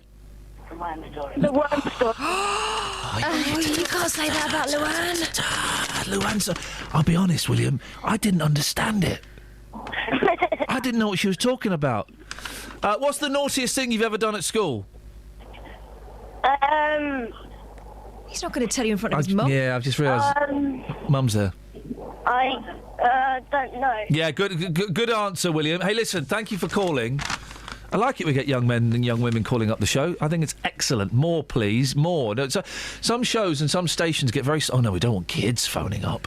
No, 11-year-old young man like that. Any time you want, fella. Thank you, William. Thank you, Mary. Ring up and tell us what you got kept in for in the last few minutes, I think. What do you reckon? Oh, I got kept in once, right? Because I got beaten up. Oh. I got beaten up by a sixth former, right? I didn't get beaten up. I was leaning against the wall, and fair play, kicked my legs away from underneath me, and I went down and cracked my head. I cheeked him. He said, don't cheek me. I was like, just started, don't cheek me. I said, why? What are you going to do about it? He said, I'm going to give you a sixth form detention. Boom, gave me a sixth form detention. The kid did? Yeah, sixth former. Oh. So I turned up at detention, and the teacher, who I flipping hated, was a horrible man. He said, yes, Rugby. He said, yeah, I've got sixth form detention. He went, what? Sixth form detention. Have you now? Sit down there. There was no such thing as a sixth form detention. But he carried it on. He carried it on. Huh? Why would you fall for that? Because I was new at big school and I'd been humiliated in front of people. Sixth form detention. We had a particularly frightening and tiny French teacher. Oh. Who wore massive glasses. What was her name? I can't tell you because I'm still terrified of her. She may still be. She was old then, but I'm sure she's still clinging on somewhere. She sounds delightful. No, she wasn't French herself. I would like to make love to her. She'd have none of that. She used to wear massive glasses. Beautiful, so I could see her soul better. She could see my body So you imagine a tiny woman with massive glasses. I'm imagining Deirdre Barlow. We used to call her the Fly. Oh, yeah. And we decided en masse, while we were waiting outside the French class, that we would give her a little buzz as she walked by. What do you literally. mean? Oh, no. Right, that noise you can do quite... You wouldn't be able to tell her where it was coming from. Yeah. It was most of the line. Anyway, we all got kept in. Yeah. Who started it? Oh, I mean, how can you tell? It was me. It was me. How did you become head girl? Popular vote. Tight jeans. 08459 455 555 is the telephone number. If you want to give us a call, you're more than welcome to. You can send us a text as well, 81333. Start your text to 3CR. And also, of course, should you wish to email, you're more than welcome to, if you've got access to an email machine.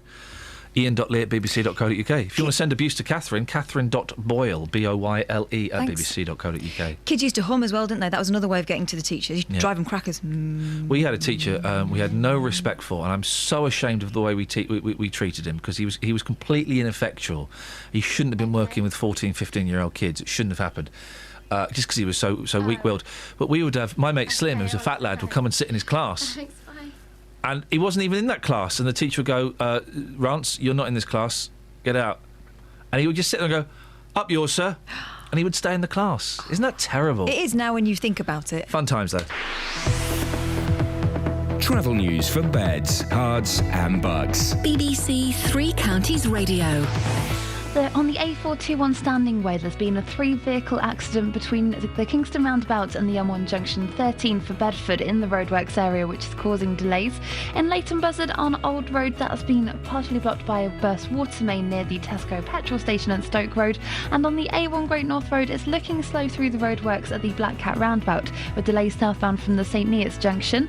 On the motorways, the M25 clockwise has a lane closed between junction 21A for the M1 South and 22 for St Albans. And also there are queues between junction 17 for Maple Cross anti-clockwise towards junction 16 for the M40.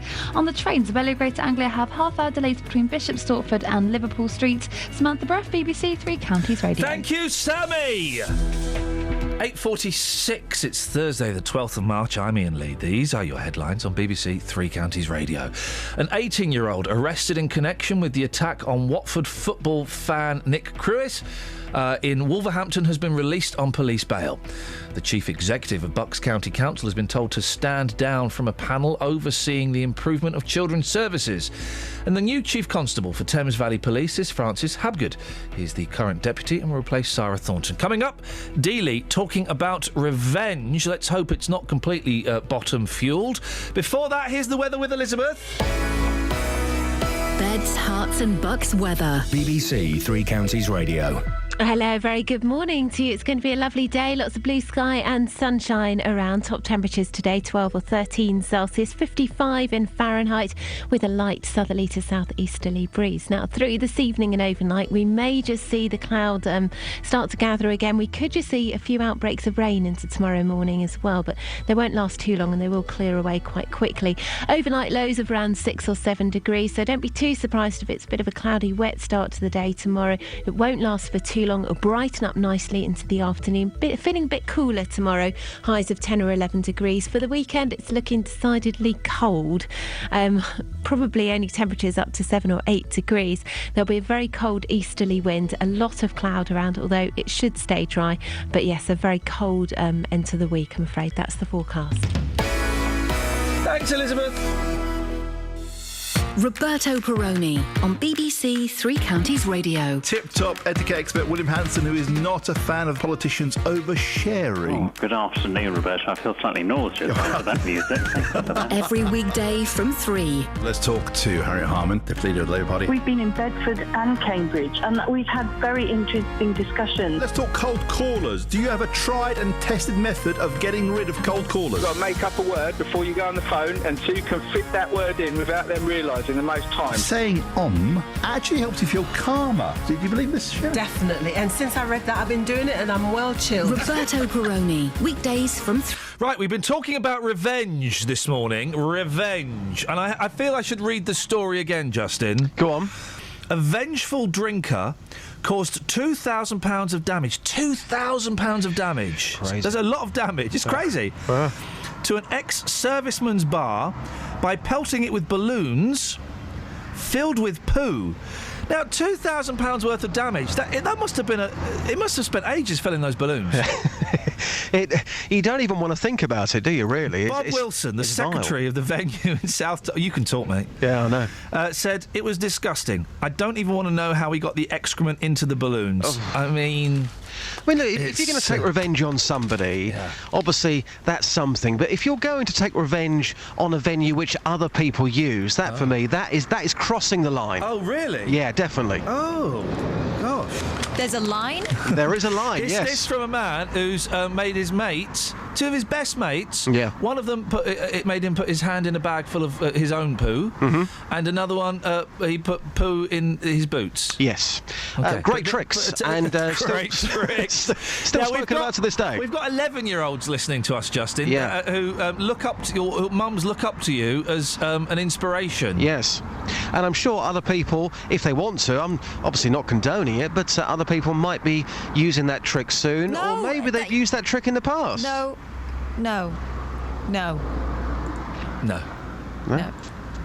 Justin, you've taken revenge to the streets. Yeah, I'm in Toddington this morning, the home of the open-air 24/7 laundrette here, which is bizarre. Yeah. Let me tell you something. Toddington is a very, very dark place. Why is that, dude?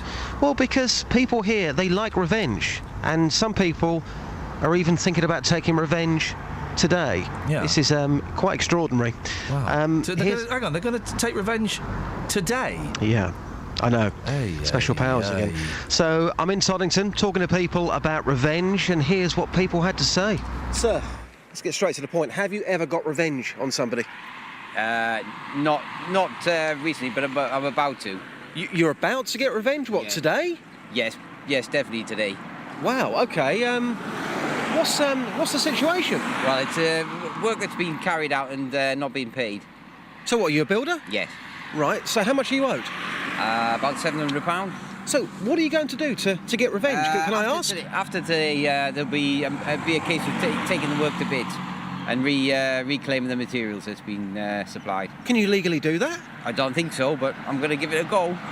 Wow, revenge. Again, special powers. We're talking about it today, and here you are, who's somebody who's got revenge on your mind, walking down the street. Yeah, absolutely. Enough's enough. Wow, incredible. OK, well, listen, I don't condone anything you're about to do, but I appreciate your time this morning. Thank you. Yep. Kai, how are you? How old are you? I'm 13. You're looking pretty street this morning. Nice quiff. You've got revenge. Tell us what happened. One day, my friends took my pencil case and notebook at school, and the next day I took their stuff and hid it for the next day. Did it make you feel good? Yeah, it was good. When they eventually found their stuff, what happened then? They tried to take my stuff, but I didn't let them have it. OK, so you got revenge and you felt good? Yeah, it was good. Kai, thanks for your time. Keep it real. Thank you. This is quite an incredible story, Sue. You had your ex-partner's car towed away as part of revenge. How on earth did you do that? Quite easily. How? I just rang them up and said he didn't live there anymore and I didn't want the car on the premises. You phoned who? The council. So they turned up with a tow truck and took away your ex-husband's vehicle? Yeah, because it wasn't registered to that address anymore. I'd warned him a few times that I didn't want it there because he lived at another address, so easy as that. That's very deep. Just lastly, when you got your revenge, how did it feel? Brilliant. I'm not going to mess with you, madam. Thank you very much. You're welcome. Wow. Wow. Well, I told you it's a dark place. I love the fact that she's like, and so I know. What's the problem with that? Toddington's like midsummer. This place has got something about it.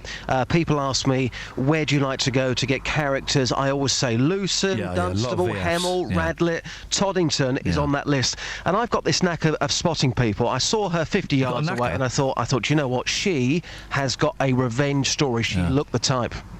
And how did you find the fella that was actually going to... And well done. It's the first time I've ever heard you do a legal disclaimer. I don't condone what you're about to do. Was he walking along the side of the road rubbing his hands together? He came past the radio car earlier on and he stopped to have a quick conversation and he said, you're talking about revenge? I went, yeah, we are. He says, well, I'm thinking about getting my revenge today. Do you want to talk? I went, yes, please. Well. We've got a tweet from Chens. Iain, why do you not get the ladies' perspective anymore? Oh, no, we do. Well, when was the last time we had it? Yesterday. What happened yesterday? Got the ladies' perspective. Perceptive? The ladies' perspective yesterday was on... Was I here yesterday? Chivalry. Yeah, opening doors. Oh, yeah, birds didn't like it, did they? No, birds. They didn't. Chicks. Yeah. Do you mean chicks? Thank you, Justin. Hey, what's on your show on Saturday, midday? The show this Saturday is the UK and American charts from this weekend in '64, dominated by Brian Epstein tracks. Yep. And also, we're going to be talking to people in Toddington about this as well. As it's Mother's Day this weekend, it's all about the mums. It's what, sorry? All about the mums. Flip. Okay, thank you. We're going to be asking. Reminder. We're going to be asking for musical memories. Which song reminds you of having your first child? I know that you like a hashtag, and With I know your you'll mum. be definite. Yeah, I'm going to say to you, don't use the hashtag your mum on Twitter when you're publicising that particular feature, Justin. Just saying. Yeah, no worries. Thank you, Just. Great feedback, guys. Cheers. It's like treats that as like a little production meeting. Yeah. Does anyone, you know how people say your mum as a diss? Does anyone ever say, oh, your kids? Sorry? Your kids are so butters. Beautiful looking children, they say to me. I remembered it was Mother's Day yesterday. I've got nothing for my mum. I gave the kids a £5 to give to their mum. It's all that counts, isn't it? I said, well, the eldest said, oh, it's Mother's Day. I was like, oh, is it? He said, yeah, can we go and get some stuff? I said, well, no. Here's a £5. Give that to your mum, let her get what she wants. What's wrong with that? Take herself down the West End, get herself something gorgeous. Yeah, it's, it's a treat's a treat, isn't it? And good luck to them all. She get herself a nice top. If they're not old enough to buy stuff for the mum themselves, then we should... She's not your mum. Exactly. I mean, even my mum's probably not going to get anything. £5? Well, I've given it to the kids now, so it's unlikely that's going to happen. My 3-year-old brought home a card from preschool yesterday. Oh, yeah. It's rubbish. They are, aren't they? They absolutely are. Doesn't even say any words on it. She's just scribbled on some Here's a paper. story for you, Kels. It's lazy. Humping iron. No. Why is that a story for me? We can't end on this bombshell. What, mum orgasms on gym machine? You can't end with that? It's a Why is that a core story for workout. And now she's always coming back for more? It's exclusive. I get this phone call. A fitness fan did not know if she was coming or going. You should actually be listening, Catherine. What's your name? Rosie. A fitness Rosie. I'll put you through. A fitness fan did not know if she was coming or going when a gym machine... Well, what else do you want me to do? I've got Ribena Rosie, fader 1. Morning, Rosie. Morning. I think Catherine's breathing a sigh of relief. Not as big as Amy Taylor, 28. It was on the captain's chair, but... That's what the machine is called. A fitness fan did not know if she was coming or going when a gym machine made her... Amy Taylor, 28, was on the captain's chair. Captain. What is the captain's chair? It's like the captain's table, but smaller. Lifting her legs with her stomach muscles when she felt a tingling. At first, she thought she needed the loo, but when she carried on, she finished. Anyway, Rosie, revenge. Was it sweet? Oh, yes. It's very simple, very smelly. The single mum of two said, I have to try and keep a straight face because the gym is always full of men. I love going to the gym anyway, so this is a plus. This is a plus. I've actually missed out the rudest bit of that story. Rosie, please, would you get to the point, my darling? We're running out of time. I don't want to crash Jonathan's show with this nonsense. Get a prawn, stick it, unscrew the end of your curtain pole. What? Skewer the prawn on the end of the little screw on the curtain pole, re-screw on the end, leave it, and the smell, they will never find out. You never actually doing that? Did you? Did you really? Your granddad invented Ribena. If he knew what you were doing with that legacy, Rosie. You've seen the price of prawns. What a waste. Get some tuna. Yeah, it doesn't smell as bad, though. Well, that's true. Where can I get a captain's chair? Rosie, always good to talk to you. I'm sorry it's short, thank you. Her granddad actually invented Ribena. Fact, not fiction. That's a fact. That's a fact. That's why she gets straight through. She mentions tuna. There's a story. I've got 20 seconds. There's a story in the paper. I don't like tuna. I don't dig it. There's a story in the papers. Oh, I can't find it. It says basically if you buy tuna, you're probably not buying tuna. Oh, really? What? It's What are you probably buying? beef or goat or horse or something. It's in the paper. You have a look. Find it yourself. To be honest, You're done. I'm not getting paid. My pay stops about now. Travel news for beds, cards and bugs. BBC Three Counties Radio. In Milton Keynes, Standing Way is closed eastbound between the Kingston Roundabout and the Bedford-Milton Keynes South Junction because of an accident in the roadworks. In Leighton Buzzard on Old Road, there are delays from Globe Lane to Stoke Road because of a burst water main. And in Hemel Hempstead on the A41 southbound, there are queues between the Two Waters Road at the Hemel Hempstead turnoff and the M25 Junction 20 for Kings Langley. On the M25 clockwise, there's still a lane closed between Junction 21A for the M1 South and 22 for St Albans because of an accident yesterday. And also anti-clockwise, there are queues between Junction 17 for Maple Cross and 16 for the M40. On the trains, Abellio Greater Anglia have half-hour delays between Bishop Stortford and Liverpool Street because of a problem with some of the level crossings between Enfield Lock and Northumberland Park. Samantha Bruff, BBC Three Counties Radio. Thank you, Sammy. Hey, we're going to record the links for the podcast. The Whatcast? Yes, the podcast. It comes out every week. We did 2 last week. Don't tell the suits. They'll go nuts. An exclusive interview with Tony Blackburn. Go to iTunes, type in my name, it'll pop up. Till tomorrow, from us, ta-ta. Local and vocal across beds, hearts and bucks. This is BBC Three Counties Radio. Thank you, Ian. Good morning. Welcome to the JVS show. I'm Jonathan Vernon-Smith. It's Thursday. It's 9 o'clock. And on today's big phone-in, should employers be able to choose British-born people over foreigners if they want to? UKIP has